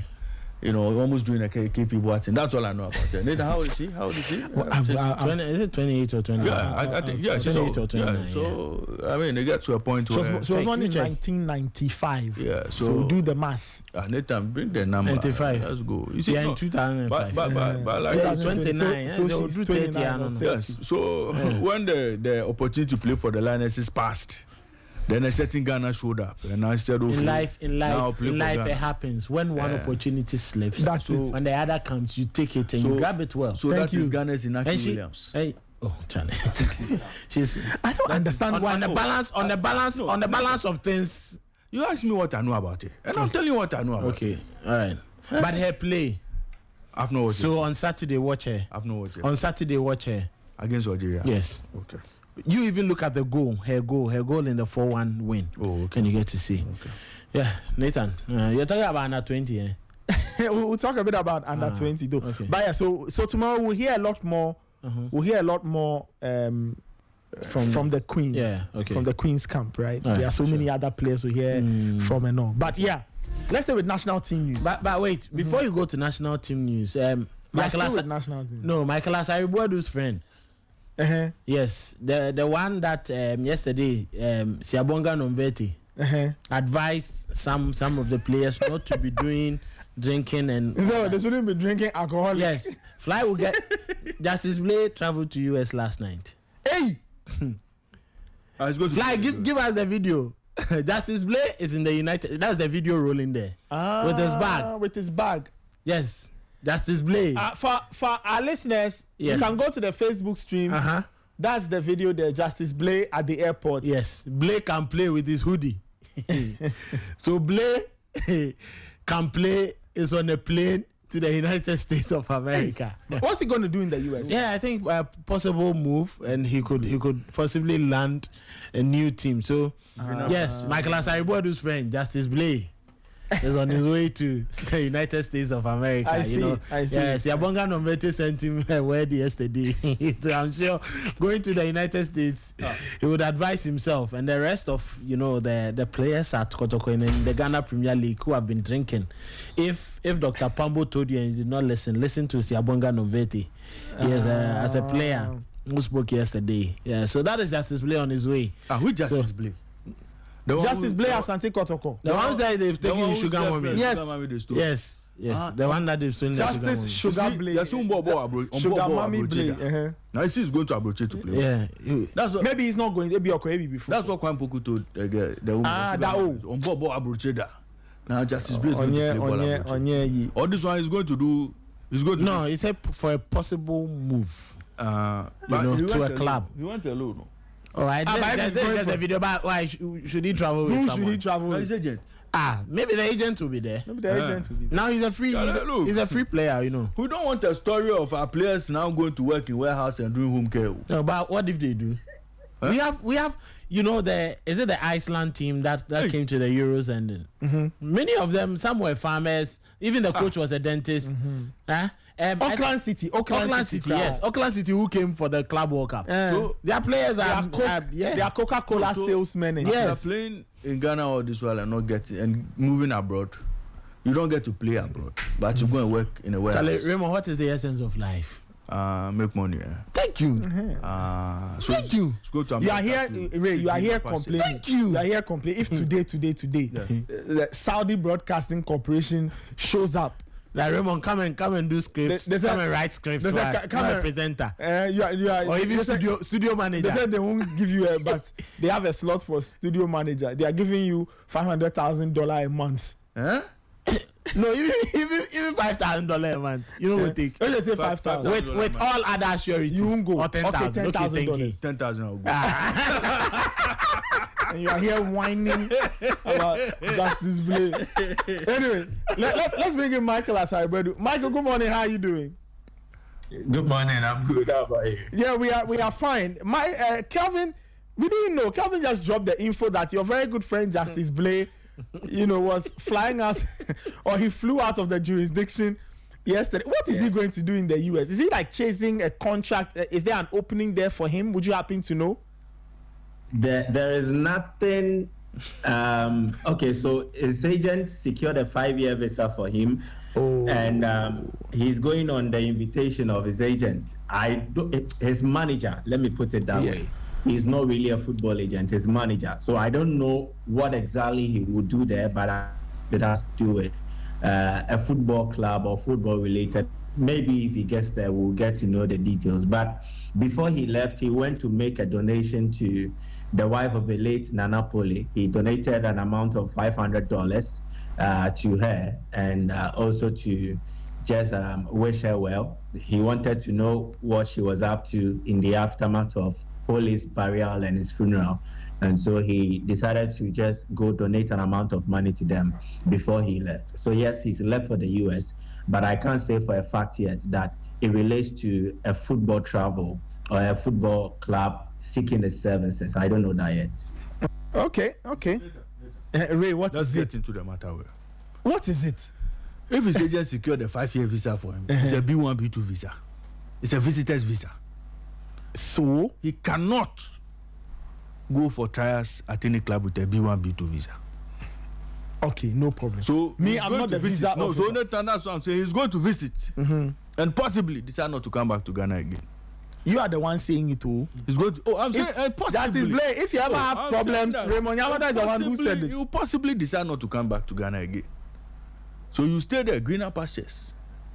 Okay, you wait a few years, you get his green card, and then you come back home. But there are a lot of Kotoko players out there in the military. Kelvin, you help me. I think there are two Kotoko players in the US military at the moment. Yeah, they stopped playing football one day. Dramofar went into it. Dramofar. And now he's retired. Yeah, that's a model. Okay, let's proceed. Let's talk Michael, about. how was your visit to my former school yesterday? You loved the school, eh? Oh, it was beautiful. Yeah, very nice school. Very nice school. I'm told we'll be doing an interview on the Toyota Cup later this morning. Kaiser Chiefs Kotoko. Yes, so we'll talk about the Toyota Cup later. But Kelvin, you wanted us to do later. Which one is the Toyota Cup? But that's the one. You haven't forgotten. You and I were talking about that a few weeks ago. The one my friend was with the old man. Oh, I don't remember now. What are you talking about? Oh, I'm asking. The one my friend was wearing the coat. Yes, Nana Pinkra was wearing. Yes. And the young girl was dressed. Yes. Jessica Motown. Jessica Motown. Yes. Representing her colors. Yes. But why do Kotoko want to play that game? Do you know what Kaiser Chiefs are doing presently? What are they doing? The Netherlands. Yes, we saw the highlights. Yes. Top teams. What is Kotoko doing? Don't you think it will be a good test for Kotoko? Kotoko resumed training not a while ago. Do they have minutes under their belt? No, but the game is on the 26th of July. Nathan, 23 weeks, they should be good enough to play. Nathan, the team, they've already played 4 games in the Netherlands. That one playing top teams. So by the time they meet change. Kotoko, match fitness, game fitness, everything fitness.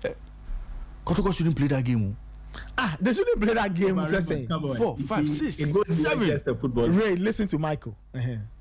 Michael, go on. It goes beyond just a football game. You see, the two clubs had a certain relationship in the past. Previously, they were inviting Kotoko, I think during the time of Hans Medendorp, they were inviting them for the Vodacom Cup. Yes, and I remember. That even included other teams as well. So they want to reignite that relationship. They want to establish that. And they feel using the Toyota Cup is the beginning of a relationship, a kind of rekindling that relationship they had with Asante Kotoko. So it goes just beyond the Toyota Cup game. They will want to build that rapport, see to it that the two clubs can share common values and goals, and see how they can all contribute to help each other. And so that is the reason that Kaiser Chiefs came to Kumasi yesterday.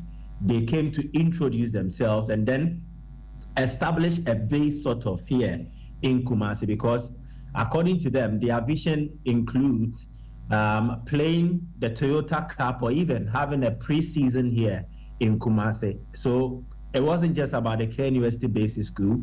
They went to the Baba Yara Stadium as well. They went to Menchia as well. So clearly you can see the intent behind all that they are doing regarding the Toyota Cup 25. But I agree with Raymond when he says that the Kotoko team does not necessarily look ready.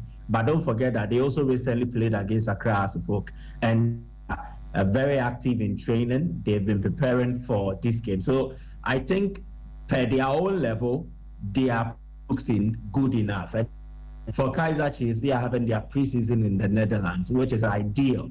I don't think Kotoko are in a position to afford that yet, but it tells of the gulf between the two clubs. And definitely by affiliating or by having collaborations with clubs like Kaiser Chiefs and clubs who are ahead now, Kotoko and some of the best practices and then inculcate into their operations and improve on how things work for them. Because yesterday, from the media team that accompanied the Kaiser Chiefs legends who came here, the Kotoko media team learned a lot from them. They were sharing ideas.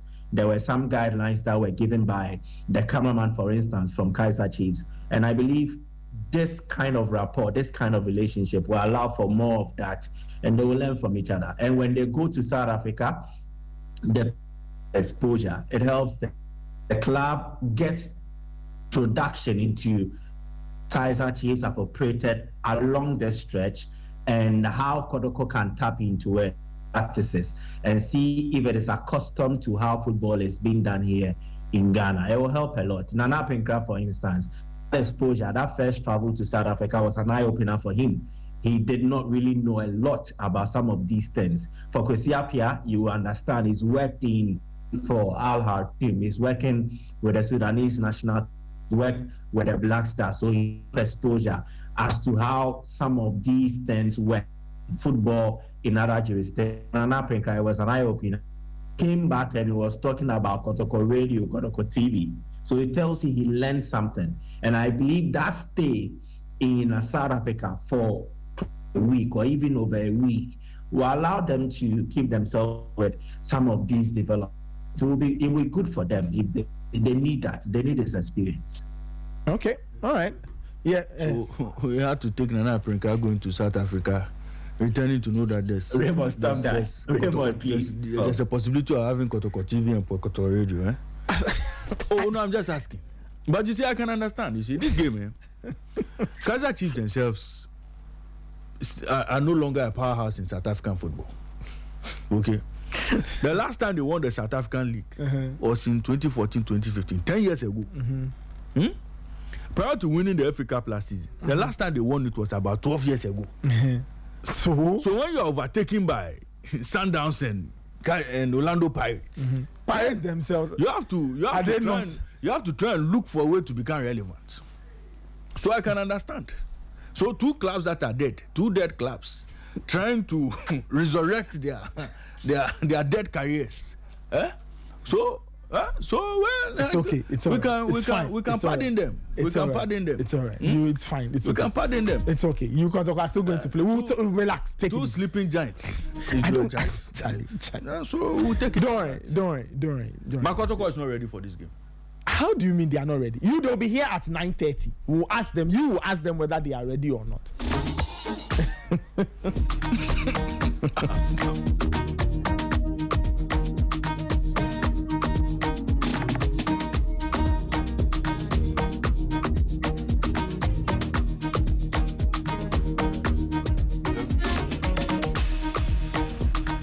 All right. Let's talk about the WAFU U under 20. Well, the Black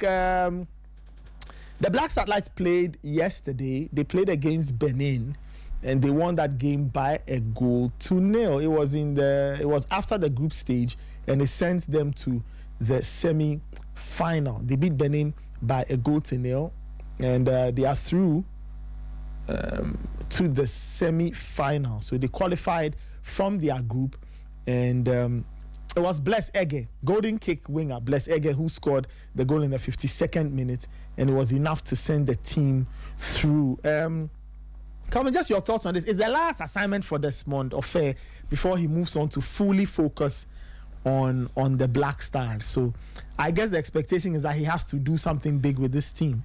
Whatever that Desmond wanted to show us, or tell us he's capable of handling a team. He did it during the African Games, and I think yes, he's very well known for his ability to put together a team that is able to pass well, build up play and all that. Just like I said earlier, I thought that this could have been an opportunity for the under 18s, because the FSA there is under 18, there is under 17, there is under 19. It would have been better for these teams to actually play this tournament, so we look at their progression and the experience, rather than use players who are already 20 or almost 20 who cannot be involved in the next under 20 championship or qualifiers that will be playing to engage in this. But I think it was a good result, a test of resilience, especially the second half. Ghana played almost the entire second half with 10 men because a player was sent off, and Benin took the game. They came at Ghana, but very good defensive organization, resilience, and I think the Beninois also lacked that sharpness up front that prevented them from getting the equalizer, or possibly 2 goals to beat Ghana by 2-1. That finish from Ege was very much important. Ghana had a great opportunity to have doubled the lead around the 72nd minute, but it was poor control there. Musbao could have done better, and for me, Desmond himself, yes, was very much agitated. You could see him on the touchline. It looks like it's getting difficult to let them know what he wants them to do. It's difficult to. I think that he would have needed some more time to actually put together this team, and then let them understand his philosophy and how he wants to play. I don't know whether the materials that he wanted or he has to is not the kind of profile. They are not the kind of profiles he would have loved to have in his team. But all good. a victory is a victory, especially with a man disadvantage. You know, you should give plaudits to the team, and then going forward, we wait to see which other nations qualify from the Group B, so that we'll see. But for Group A, Ghana and Nigeria qualify 4 points each, because Ghana and Nigeria drew in the first game 1-0, and then Nigeria beat Benin, and Ghana beat, Benin as well. So we just wait to see. But I think that it's a good result. Maybe he would want to leave on a high note by getting this trophy as well, and then we can wait to see whether any other coach would take over the under-20s, and we are going to see a shift. But for me, I think it's a good exercise for some of the players, especially players who hadn't enjoyed any international game. This serves as a very good one. The likes of Pitami Duakwa, and for me, it serves as Santiago Toko very well, because if you are facing players from outside the country, you don't know their mentality, their strength levels, very much different, and it helps you to actually understand the dynamics of the African game in different terrains. So good for Desmond, good for the Black Satellites, at least making amends for our poor showing and an inability to play at the under-20 World Cup. So credit to Desmond, and hopefully he signs off on a very good note. Great stuff. Michael, your impressions of the U-20 team and what they are doing in the WAFU B tournament. It's being played at Pram Pram. It's why it's not on a lot of people's minds, because it's being played in Pram Pram, not in Accra or Kumasi or any major place. Yeah, and even if you watch the live feed, you will see that in terms of attendance per where it is being played, it was okay, but you won't really find a crowd to come be very like cheering the team, pushing them on. Like you did not really get that feel like in a typical stadium where you enjoy the ambience. A lot of fans will come on board.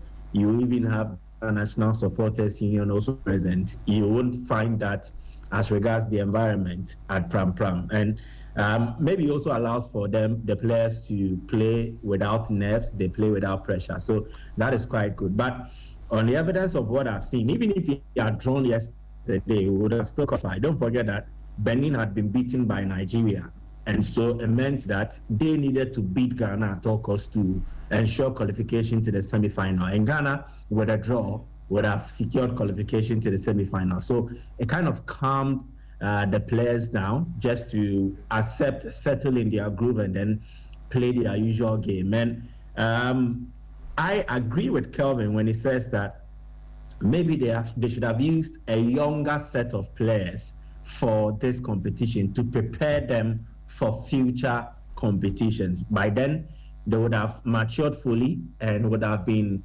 slotted into the under-20 team. But I think there is a certain level of we don't really have much guarantees as to whether those who are currently in the under-18 will be the exact same players who will be progressed into the under-20. Some might, and some might not, even due to circumstances around player development, form, and even the emergence of some other brilliant young players who fit that same age category. So there is no definite guarantee that, okay, if I am taking the under-18s, then they are likely going to be the same set of players I will use in 2 years' time. But for the selection that we have, you can see that they are low-based footballers, and they are giving off their best. So it leads us to the question as to how come that some few months ago, these same players were perhaps not seen as fit enough to play for the under-20 during the AFCON tournament,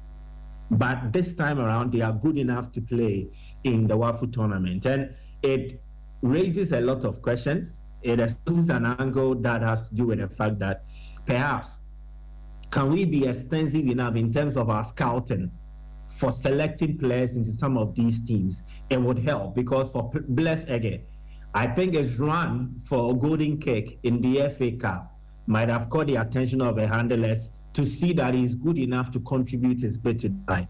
Ishmaelado was part of the team that went to the AFCON.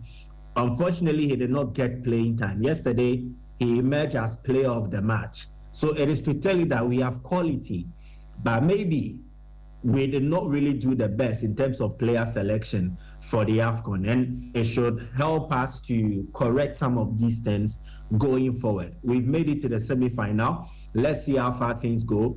And I would also have loved that if they had someone already to take over after Desmond Ofei, he should have been part of a technical team now, so that they will go through this tournament and then there will be a smooth transitioning period.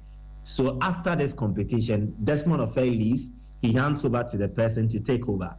But if he's going to leave, how many of his technical team members will remain? And then who eventually will get appointed as a national under-20 coach? I would have loved for that.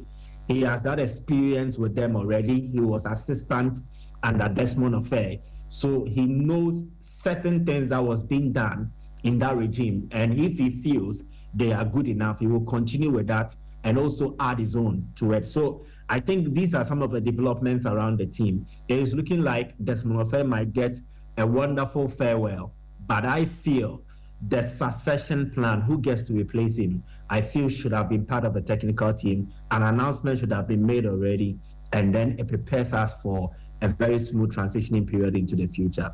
Well, let's speak with our very good friend and colleague, Sheikh Tofik Senu. He is the media officer for the WAFU B Boys U-20 tournament, which is currently taking place in Pram Pram.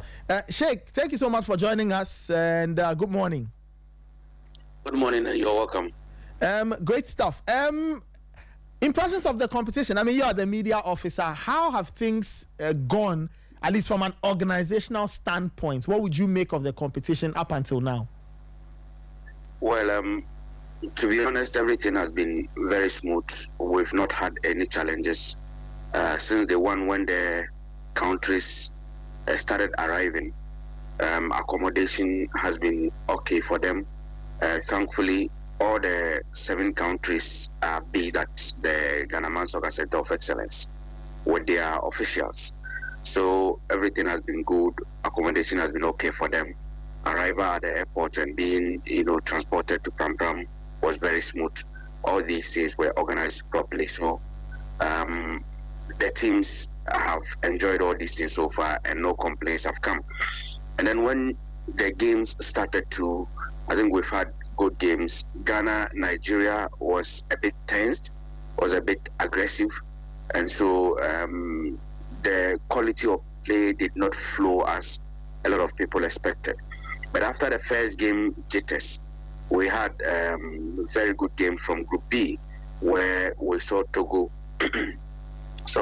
We saw Togo, and by far, currently from the technical perspective, Togo is the best team in the tournament so far in terms of ball possession. They've been playing very, very well. Cote d'Ivoire, who are the defending champions of this particular, tournament, are also playing very good football. Then comes Ghana. We played well with Nigeria, but yesterday we played better, even with a man down. Niger, Burkina Faso have also not been bad. They've been the most aggressive sides, especially, Burkina Faso. So the tournament is flowing beautifully, and today we are going to have 2 games being played simultaneously. We have Togo coming up against Ivory Coast, and then we have Niger also coming up against Burkina Faso. And so in Group B, they are yet to know who will finish second, in addition to Cote d'Ivoire, who have already qualified. So it's been okay so far. The media have also been very supportive. From day one, media accreditations were made available for everybody to pick. And then from there, the media center has always been available for those who would want to, sit there and do their stories. Internet is available there. You come to the media tribune. There's a place that has been earmarked for the media to sit and then cover the games. Photographers and other, social media skit makers who also want to, get videos from the game and other stuff have also been demarcated a place to also, sit and do their job. So the organization has been smooth so far, and yet we are yet to have any serious complaints. Great. Sheikh, I speak to to maybe colleagues or the general public, not a lot of people know that there's a competition happening. How come the publicity isn't as heavy as we would have liked? That is one. And two, why is the competition not being played at a more popular ground, say Legon, say Accra or Kumasi, so that lots of people will know and they will get to go and watch the competition? Okay, so let me start with the second question, because it has a direct relationship with the first. It's a decision from WAFU. They took that particular decision. First of all, when you are playing a tournament of this nature, when I asked them why, these are some of the explanations that they gave me. It involves a lot of, logistics. According to them, if we are to camp outside Pram Pram and then be playing the tournament at maybe the Accra Sports Stadium or the Legon Sports Stadium, what it means is that transportation, you have to get buses for all the 7 teams that are here to be bussing them to the match venues to play, and then maybe their training grounds to train.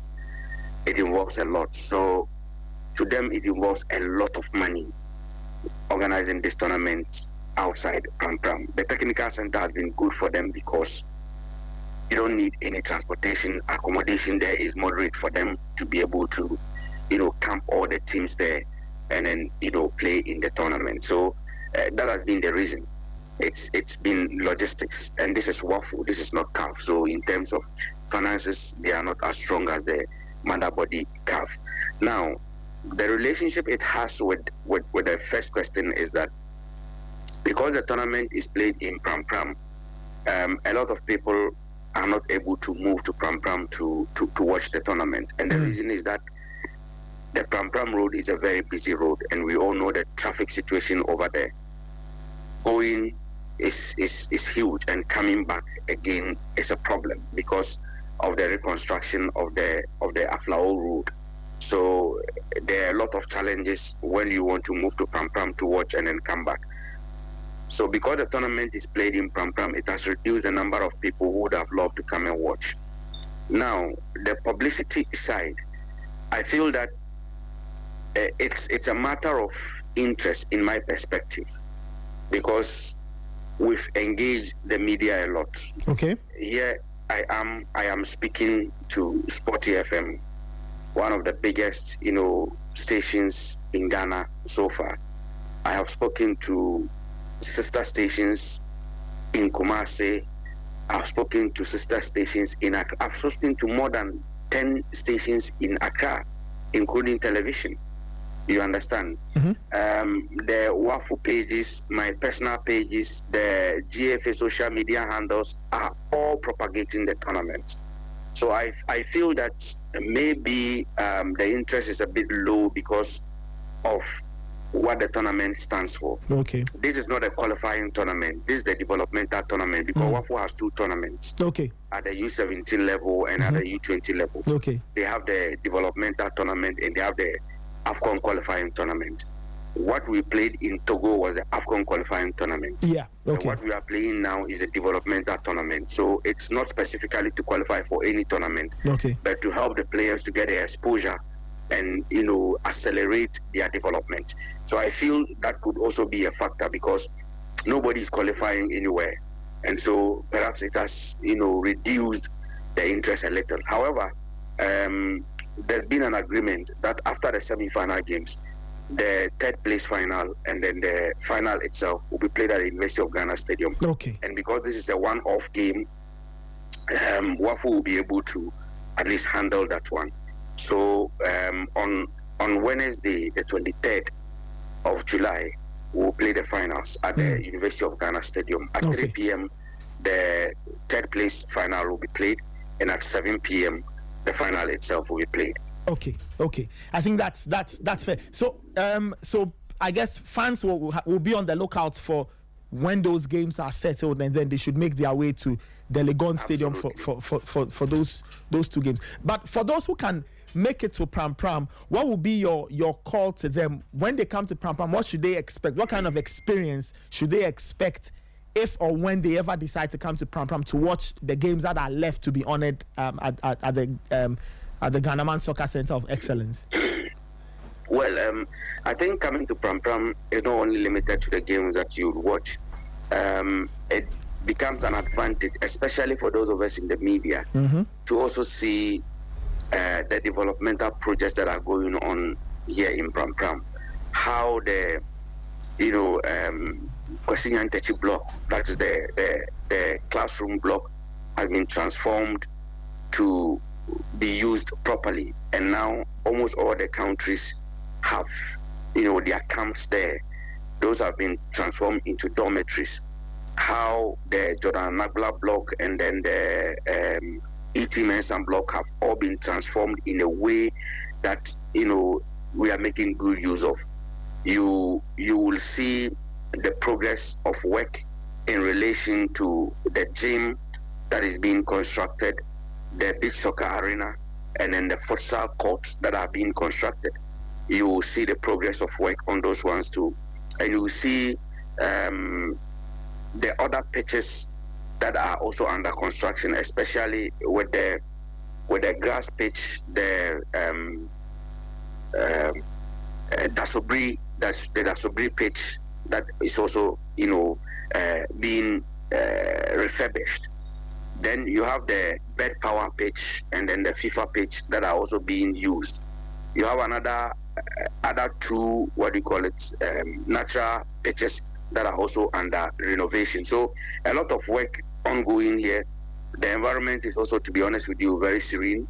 The natural air blowing around is very enjoyable. Sometimes you need to go out there and sit and enjoy and at least have some meditation. So I think the environment is good, and it's not only football that you watch. Now, during the games and during the pre and post-match press conferences, there's one thing that the coaches have been saying, especially the head coach of Cote d'Ivoire, Younis Zerdouk, who is a French, and the head coach of Benin, Roland Chali. Okay.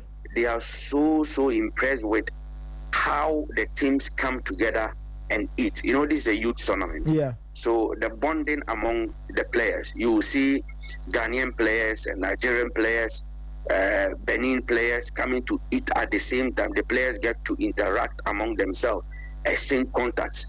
And of course, in 20 years to come, these are the players who are becoming the world best, the African best, the top stars in the world, the coaches, the scouts. And so the networking has already started among the players right from now.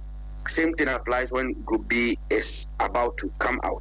You see Cote d'Ivoire, you see Niger, you see Burkina, you see Togo, all of them there eating together, the coaches interacting among themselves. And so I think at their part, they don't do things like that. So when they saw how the teams have been organized in that manner, they were so happy, so happy. And they have really applauded, WAFU for, putting together such an arrangement. So I think all in all, apart from football, there are other side things that when you are able to make it to Pram Pram, at least you will have the benefit of a first person report. Okay. Sheikh, thank you. Thank you so much for speaking with us. We really appreciate it. I'm sure we'll speak soon, especially as we are now getting to the business end of the competition. Thank you very much too for your time, and we really, really, really appreciate. Okay. We only call on you to support us and help us in the mobilization of the funds for the finals that will be played on 23rd at the University of Ghana Stadium. Okay. So thank you very much, and God bless you all. All right. Thank you so much. That was Sheikh Taufik Sienu. He's the media officer for the WAFU B Boys Under-20 tournament, currently being played at the Ghanaman Soccer Center of Excellence at Pram Pram. As you heard, the third place in the final will be played at the Legon Stadium. So now we will be in town. It's a more central venue. More people can go and watch, and then you can get a better feel of Desmond Offer's U-20 team. 9:23. Coming up next is a very, very, very interesting interview. We have special people in the studio. Special people in the studio who represent the gold and black. Well, as somebody who has sympathies for Orlando Pirates, very interesting speaking with these guys. But yeah, this is still the Sporty Breakfast. It's 9:24. Send me a message 054-257-1061, 054-257-1061. Raymond Yamanda is my wingman. Raymond will be chit-chatting with royalty, South African football royalty. It's all about the Toyota Cup. We're talking about it earlier, and we'll talk about it between now and the end of the show. Remember, at 10:05, Inside French Football is happening. So I'll be in the hot seat. We'll talk about PSG's adventure in the US. Then we'll talk about some very interesting transfer news and bits and bobs here and there. This is the Sporty Breakfast. Don't go anywhere. We are still on 054-257-1061. Send me a message. We are live on X Spaces, live on TuneIn. We are on X, Sporty FM _, on Instagram, Sporty FM _, and on Facebook at Sporty FM.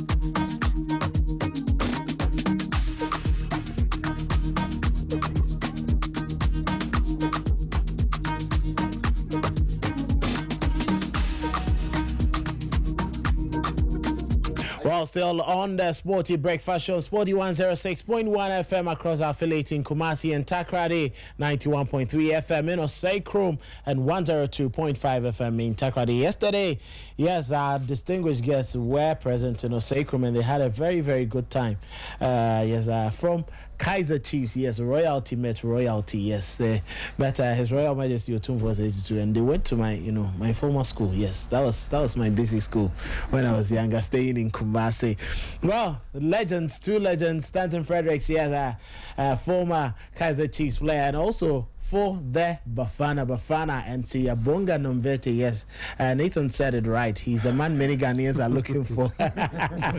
He pinned us in Kumasi that day in 2000. Yes, he scored that brilliant header that sent South Africa into the next stage of the competition, sending Ghana out in the quarterfinals. And yes, our big man is also here. Emmanuel Newton, that's a very great friend. Yes, I know him so well. Yes, he works with him, and he doesn't know that. Yes, I've been following and keeping tabs on him. That is Cabello Boselong, also here. Good morning, gentlemen, and thanks for joining us on Sporty FM. Good morning. Thank you for having us. Yes, we know you are specifically here for Asante Kotoko and the Toyota Cup, but how has it been, your trip and your stay here in Ghana for the few days that you've been here? Boselong. Thank you so much for the welcome, and thank you for hosting us at your wonderful facilities. Very impressed. And Sporty TV, we've been hearing a lot about it, and it's great to finally be here and see it in the flesh. So kudos to you guys, props to you guys. You're doing great work, amazing work across the continent. So thank you so much for having us. I think our trip to Ghana has been amazing. I mean, it's been very short. We landed here on Tuesday afternoon, evening.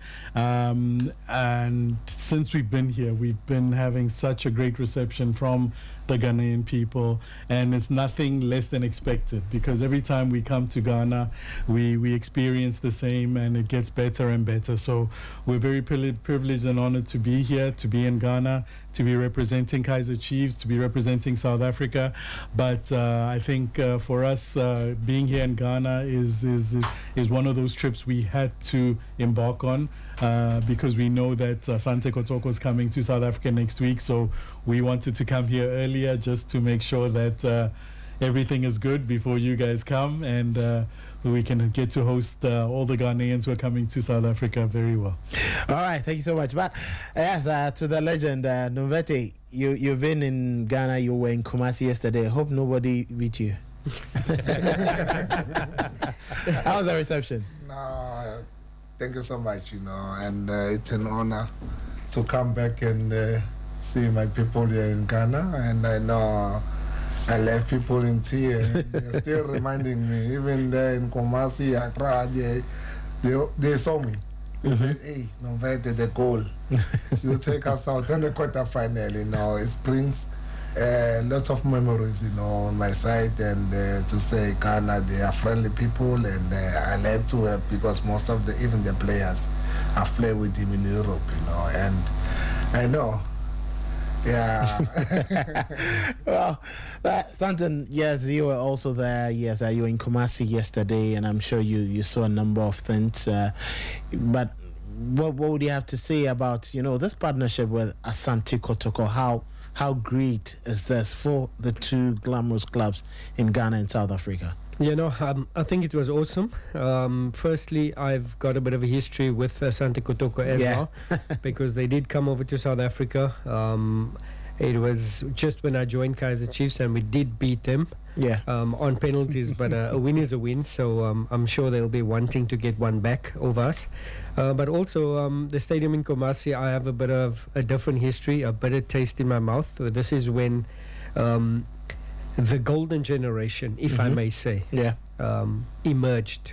And they beat us in the World Cup qualifiers in 2005, and the likes of Stephen Appiah, Suleiman Tari, and company has come through. And they beat us. We were not ready for them. We didn't know it was a golden generation. But I'm glad that Nomvete just stuck the knife in the back with a quarterfinal win. So I've been saying this, and it's a healthy rivalry. It's a rivalry of respect between South Africa and Ghana. Throughout our junior careers, we've come up against Ghanaians under 20s in the Olympic qualifiers at national team, you know. So it's a country we respect. It's a country we fear. And at the same time, it's always going to be a clash of heads, a clash of giants, and a healthy rivalry. Healthy rivalry. Back to you, you know, Buslung, you look at this partnership and the game that is coming up ahead. How crucial it is, and and how important is it that Asante Kotoko and Kaizer Chiefs are doing this again after so many years? I think for us it was critical and very important. When Kaizer Chiefs embarked on creating this property with Toyota called the Toyota Cup. Last season was our first iteration of this tournament, and the objectives of the tournament was always that Kaizer Chiefs wants to play big African opposition on the continent during pre-season so that they can test themselves and get themselves ready for the new season. Last season, we invited young Africans from Tanzania to come to South Africa to play in the inaugural tournament. And then this season, we said we need a big name, and there was none other that we could have invited than Asante Kotoko, a team who has, you know, great pedigree, great history, almost similar to Kaizer Chiefs, the biggest supported club in their country, most titles, great players, great supporter base. They just won the FA Cup. Both clubs have just won the FA Cup in the previous seasons. Both clubs are going to Confederations Cup next year. So everything aligned, and that's why it's been such, you know, a great experience, because both clubs are on the rise again. You know, Kaizer Chiefs have been going through a difficult patch in terms of obviously trophies over the last few years, but we know that we're on the way up. And these tournaments give us that preparation to ensure that we can compete at the highest level, because obviously every club wants to be playing at the highest level. That's the CAF Champions League, and we're getting there. And I think both clubs are on a similar trajectory. So for us to invite Asante Kotoko, it only made sense. And I think because of the history, we played each other before, and the history of the two great clubs, I think it's a mouth-watering kind of proposition that's going to be happening in Durban next week, Saturday. The excitement was palpable. The squad is in the Netherlands right now, finalizing their pre-season in the Netherlands. They're coming back this weekend, and then all eyes, ears are going to be on Durban, because that's where the supporters will see all the new signings for the first time. So the excitement is there, and we can't wait, and that's why we had to come here to also feel the excitement here, and we're feeling the excitement here. So I think the South Africans, our fans back home, will be galvanized by the excitement this side, and make sure that we sell out tickets and we pack that stadium and ensure that the Porcupine Warriors shrivel in Moses Mabhida. Well, we're waiting for that, Moses Mabhida. But looking at this game, is it going to inspire any future partnerships and programs between the two clubs, especially after you made the visits? I think it already has. We invited the chairman and the great coach, Kwesi Appiah. They came to the launch of the Toyota Cup a couple weeks ago, and they took a tour of our facilities, and we engaged in very, very good conversations with Asante about collaborations, not just on the pitch but off the pitch as well. And I think that's where we can see a major difference, and that's one of the objectives of the Toyota Cup, is to make sure that there's long-lasting partnership and collaborations between African clubs. As we know, our director, Ms. Jessica Mataung, she's the first vice president of the African Club Association. So for her, this is also something that she wants to embark on, to make sure that the club is entrenched in making sure that we foster good relations with other African clubs. Because on the field we're enemies, but off the field we can utilize our expertise and our experiences in different ways, where we can learn from Asante, but Asante can also learn from us. So that's where we're definitely going to establish longer partnerships. And then going forward with the Toyota Cup, I think anything is possible. Toyota is a big partner of Kaizer Chiefs, and they came on board with the idea to say, we'll support this Toyota Cup initiative, and going forward we may see where we can maybe expand the tournament to more teams, or maybe play outside of South Africa. So anything is possible, and we know that Toyota is a big brand across the continent, and in every single country, I'm sure 6 out of the 10 cars are Toyota on the road. So they're a big brand. So they know that on the African continent, they're very much entrenched, and they want to be entrenched with the biggest sports on the continent as well. All right, Novete, from the legendary side of things, you've played, you've walked the path. Did you meet the Asante Kotoko team, the players? No, we only meet the captain and the striker. Oh, okay. Yeah, we only meet so that is Samba O'Neill and then Kwame Opoku. Yes, all right. Now you look at the modern game, and if you compare it to what you saw, what are the gaps that you think that current footballers, both in Kaizer Chiefs and then also Asante Kotoko, current players, what should they do in order to get their careers at top level, just like you did? All I can tell you, season it changed a lot, and the players are come out, and I believe that with the game they're gonna be playing, because they are a big giant in Africa. I'm sure they will come up with some quality new players, because it's gonna be the preseason cup tournament, for both teams. I believe they will come up with the good things, We'll see the new players, we'll see the quality of football, because they are a big team. Nobody will want to lose the game they're going to be playing by next week. So, Anthony, you're just following the just ended Club World Cup comprehensively. You analyzed and discussed most of the games in there before you made your trip. Whether fortunately or unfortunately, our only win that came in the tournament came from Mamelodi Sundowns. The other struggled to get, victories. Looking at the African game and the games from the rest of the world, where do you see gaps that Africa needs to get better in order to match up with the challenge globally? Yeah, I think it was a nice marker, this Club World Cup, to see how far off us as Africans are from the rest of the world, and I sit here confidently to say that we are not far off. Fluminense was in the semi-finals when they came up against Mamelodi Sundowns. Sundowns dominated the game, but football is not about stats, it's about who scores and who moves on, so that gave us a marker that we are not far off, but we would love a better representation of Africa, because North Africa is not a description of African football. I'm coming a little bit west, talking Cameroon, Nigeria, even the SADC region, South Africa. This is Africa, we like it or not. It might be a bit controversial, but the Northern African sides are very robotic. There's a lot of European influence in their play. You look at Egypt, you look at Tunisia, you look at Morocco's got a bit of flair about them, Algeria. Those are North African sides, and yes, they are in Africa.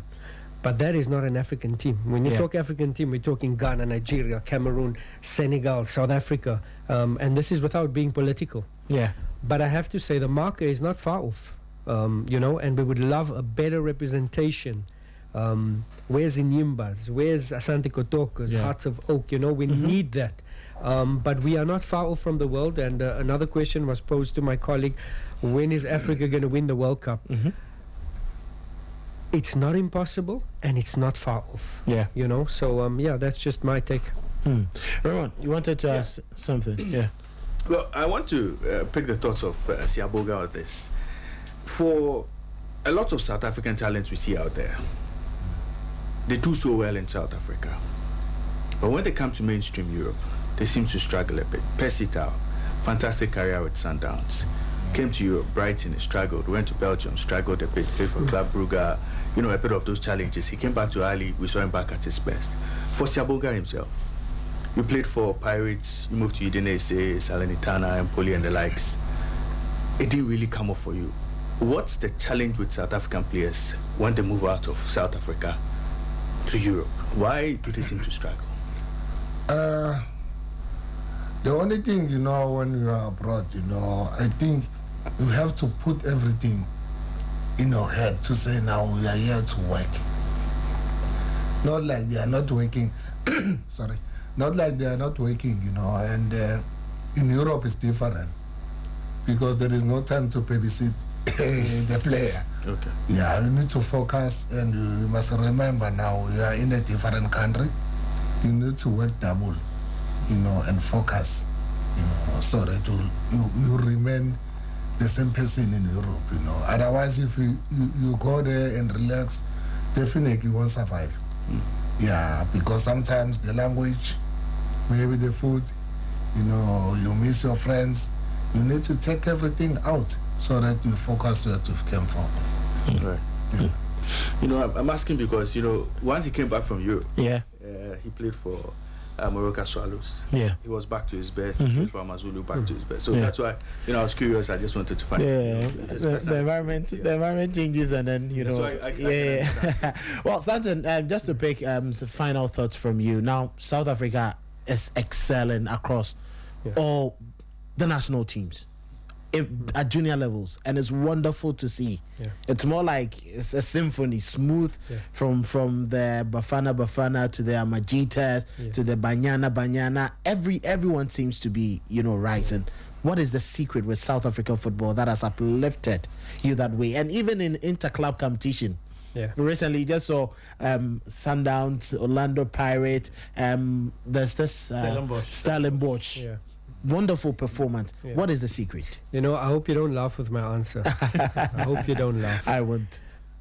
We don't know. I don't know. Yeah?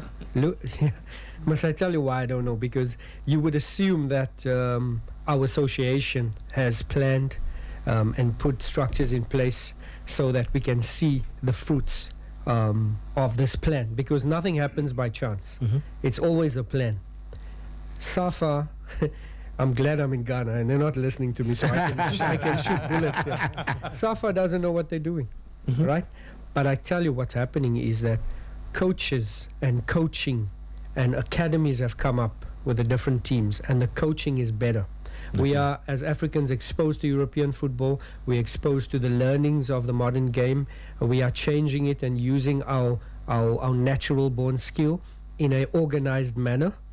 And I think that is giving us a lot of success. So the players that are playing under 17, under 20 are developed players. They've been coached. It's not like myself and Nomvete. I was not part of a development. It was my raw skill, my raw talent. Nomvete's raw talent that seen him go to Udinese at a young age. So now these boys are coached. There's an instruction. It's a more developed player together with the skills. So I give the credit to the academies that have been formed and the coaches that are imparting their knowledge on this team to keep the creativity. Because South Africans, we are not as big as Ghanaians and the West Africans. We have speed, we have skill, and we're learning to use those abilities like the Percy Towers and company to make it at the highest level. And it will definitely filter into Europe. There's this geographically. We had a question to Nomvete, is that geographically we're on the southern tip of Africa. Yeah. So for somebody to scout you is very difficult. Yeah. It might sound, wow, you have a good league and everything. We are far from the Europeans to be scouted, you know. Yeah. And also we have a league that is financially viable, so players are not hungry to go to Europe because you make money in South Africa. Yeah. We are a little bit spoilt, and I say this firsthand. Yeah. I didn't go and fight for a contract in Europe. Yeah. They came to scout me. And when I go on trial, you are insured. It's an easy way out. So in many ways we are a little bit softer, and we pray that mentality changes, because if we have the hunger of the Ghanaian, of the Senegalese, of the Nigerian player, we would be more players in Europe, you know. So without lambasting us, we are quality, we're reaping the rewards of our creativity and our ability. But we need to be a little bit hungrier as South African players. Yesterday you sent an advice when you went for the outreach program at, Kenya State Basic School. I think it's important not just for those kids, but for current footballers, both in Ghana, South Africa, and across the world. Can you hit on it again? All I can tell you, because with the kids yesterday, because most of them, they are playing different sports, Yeah. And I'm one of the products who got the opportunity to play for the bigger clubs, That's why I started to play with my career up until I've played for Amakosi, from Amakosi to Europe. Yeah. And it's a discipline. Especially with the kids, they mustn't, take drugs, alcohol, bullying each other. They need to focus, they need to respect. Yeah. Whether it's a teacher, whether it's your mother, whether it's a beggar from outside, it's a poor person. But as long as you respect yourself and you respect the people, if you want to achieve, if you believe in yourself to say, I want to be traveling abroad, you need to keep focusing and work hard, because most of us, we are not coming on the rich families. We are coming on the poor families. Yeah. And what we've earned, that money, we need to share it with our families. That's why my career, it was successful. Ever since I've been playing with a sticker, Stenson, he was my roommate all the way. He always say, hey, Nomvete, when you were young, you were so quiet. You were not even talking. I was scared even talking. Yeah. Yeah, that's why I'm still just saying Nomvete. Even now, we are playing in as a legend, and even next week when the big giants, they're gonna meet each other. Even us as a Kaizer Chiefs legend, we're gonna be playing with the Kingdom KZN teams. Okay. And next week, yes, it will be Keten raising the game. And another thing, I will be playing double actually. I will play this side half of 30 minutes, and you play the other half. I'm gonna kick him when he's on the other side. I'm gonna kick him. That would be interesting. Before I come to you for your final word, Ruslan, when is the game? Which particular day next weekend is the game? So the Toyota Cup will be next week, the 26th, Saturday, the 26th of July. Okay. Moses Mabhida Stadium in Durban, the lovely Durban. Yeah. We're expecting Asante to land in South Africa on Wednesday. Okay. So they'll be in South Africa from Wednesday and have a few days to acclimatize to the conditions, training sessions, enjoy, Durban, what Durban has to offer. But the match is on the 26th. We're planning a full day of activity, so gates will be open from 9 in the morning. There'll be a music concert by SA Breweries, South African breweries. There'll be the Legends match at 12 o'clock between the Kaizer Chiefs Legends and the Zulu Kingdom Legends, and then we'll have the main match at 3 p.m. Where Kaizer Chiefs will take on Asante Kotoko. So we're planning for a fun-filled day, full day of entertainment on and off the pitch. We'll be in Durban.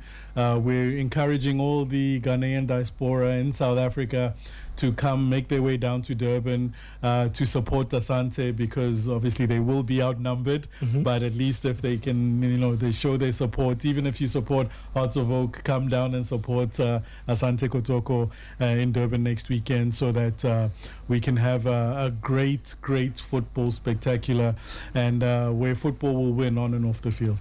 Now, for Asante Kotoko supporters who are in Ghana and would want to travel next week for the game, and Hearts of Oak fans who want to come and support Kaizer Chiefs to beat Kotoko. Exactly what we want to I do. see you. Hearts of Oak, I see you. Anywhere, where do they get tickets to buy? So there's tickets on sale at opentickets.co.za, so you can get tickets there. And obviously there's a direct flight. SAA has a direct flight to South Africa, so it's very easy to get. It's an easy 6-hour flight to South Africa. But there's definitely Ghanaian fans can come through, and we'll make sure that when they get to South Africa, they're well accommodated.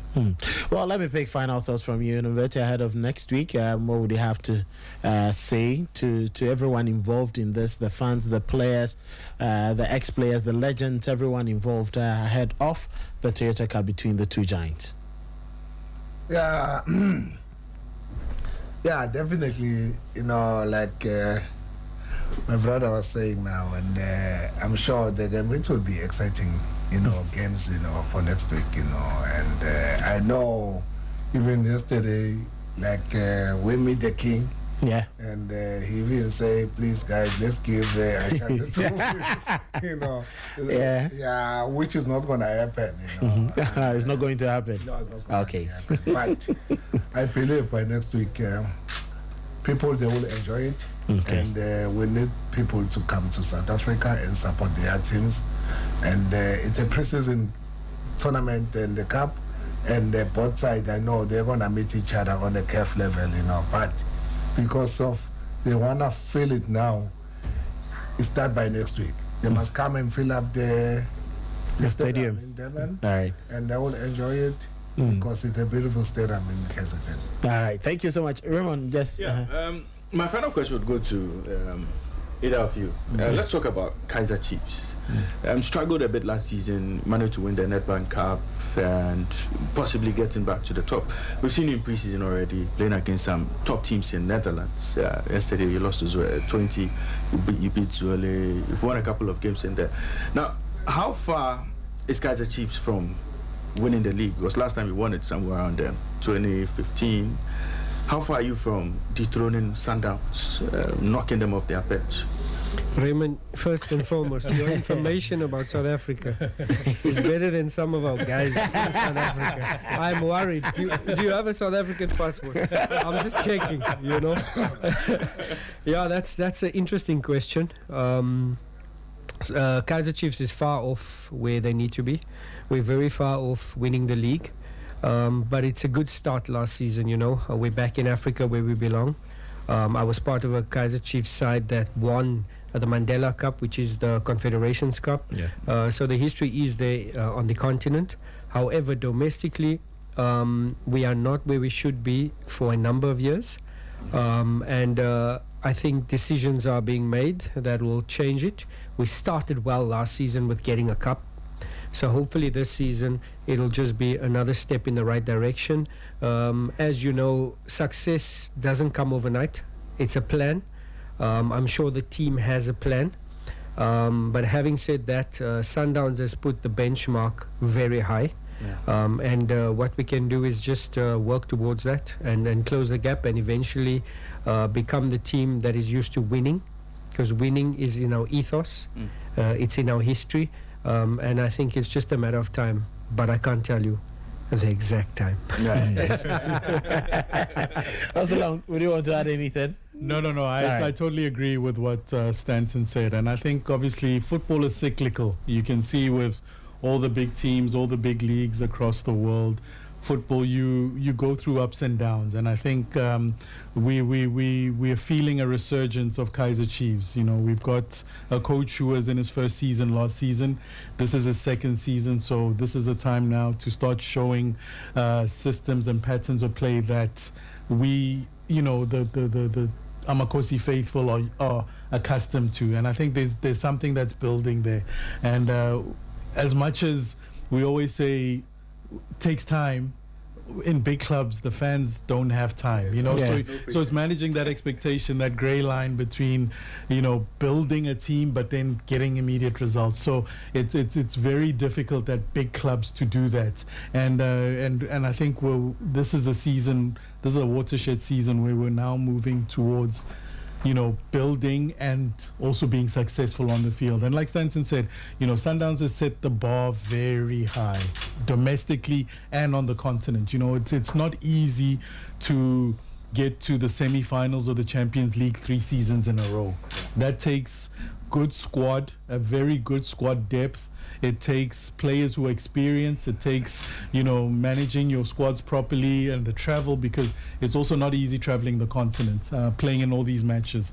So they've managed to do very well, and the bar has been set high. But we know what we need to do as Kaizer Chiefs, and that's why this Toyota Cup provides us with that platform to start putting the pieces together to see where we are, so we can move in the right direction.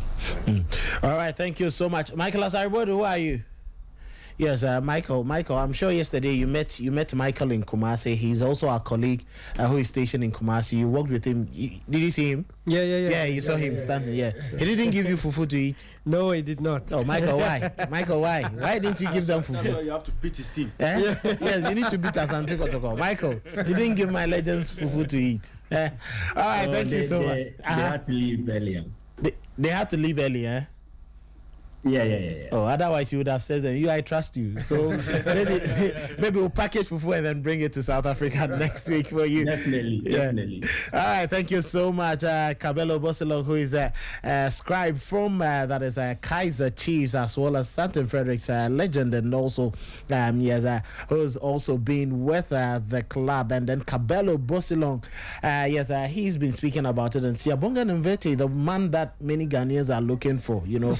Yes, if you are looking for him, he's here. But if you want to see him again, go to South Africa and look for him, because he's already moving out. Just go to the Moses Mabhida Stadium in Durban next week to watch the game between Kaizer Chiefs and Asante Kotoko in the Toyota Cup before you can see him. He's going to play there, so at least when you see him, you ask him questions. Why did you beat us in 2000? Why did you beat us? But gentlemen, thanks so much for your time. We'll be covering every single bit of the Toyota Cup between Kaizer Chiefs and Asante Kotoko. Trust us, Sporty FM 106.1. But Stanton, it nearly skipped me. Yeah. The Women's Africa Cup of Nations is coming up this weekend. Quarterfinals, where Senegal plays against the Banyana of South Africa. Quick thoughts on that match.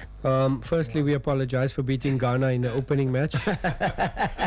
And Senegal, even though they ended third in their group, a very, very tough team to face. We struggle against Tanzania, so I'm sure they would have looked at the video footage and what Tanzania done well, and try and come up with a plan for Banyana. But we are the current champions, so I'm sure we'll have a trick or two up our sleeves. We are without Tembi Kgatlana, which is a bit of a loss, but it gives an opportunity to the youngsters in the side, and it's a Banyana side that is transforming. They're refreshing the team. It's a nice balance between experience and youngsters, so we're not putting too much pressure on them, but I think with tournament football you get better as the games can progress, and I think that's what we're seeing with Banyana. But with what you've watched, if we put Banyana aside, the remaining 7 nations, which one do you think stands a better chance of lifting the trophy? Unfortunately, Banyana will play either Nigeria or Zambia in the semi-final. Whoever wins that semi-final will win the tournament. All right, thank you so much. It's been a wonderful. Zambia has a prediction. Yes. Okay. All right. Yes. I saw you doing this. All right. 2. We won. Yeah. You are beating Senegal. 2 goals to 1. Yeah. Well, that is his prediction. So, yes, may God's will be done. Thank you so much, gentlemen, and thanks so much for your time. Yes, to Cabello Bosilong, who is a chief scribe at Kaiser Chiefs, to Stanton Fredericks, a legend of Kaiser Chiefs, and all former Bafana player, as well as Yabonga Nomvete. Yes, he needs no introduction. Also, a club legend and former player for the South African national team. My name is Kelvin Owusu, and I did this together with Raymond Nyamado, as well as Nathan Kwao, Nanekia Amankwa, Immortal Ejakwe Champion, Emmanuel Ayamga, their producers, with Angela Mensa also helping with production. Frida making sure that, yes, our guests were ushered in very well. And then, yes, the big man himself, Flyboy Nima. Yes, making sure that we appear on all the socials on Sporty FM 106.1 on Instagram, Facebook, and X. You can also join us every now and then on the show. Coming up, S Inside French Football with Mr. Q, Nathan Kwao, and later at 12 midday is the Sporty News at 12, and 12:30 is the Sporty Plug. I told you there are so many games today. Listen to the Sporty Plug for bets. Yes, you have odds, a lot of odds, and you can stake and win lots of money. You know, the weekend is almost here. You need money to refresh yourself and money to travel to South Africa for the game between Kaiser Chiefs and then Kumasi Asante Kotoko, the Toyota Cup on the 26th of July. Have a very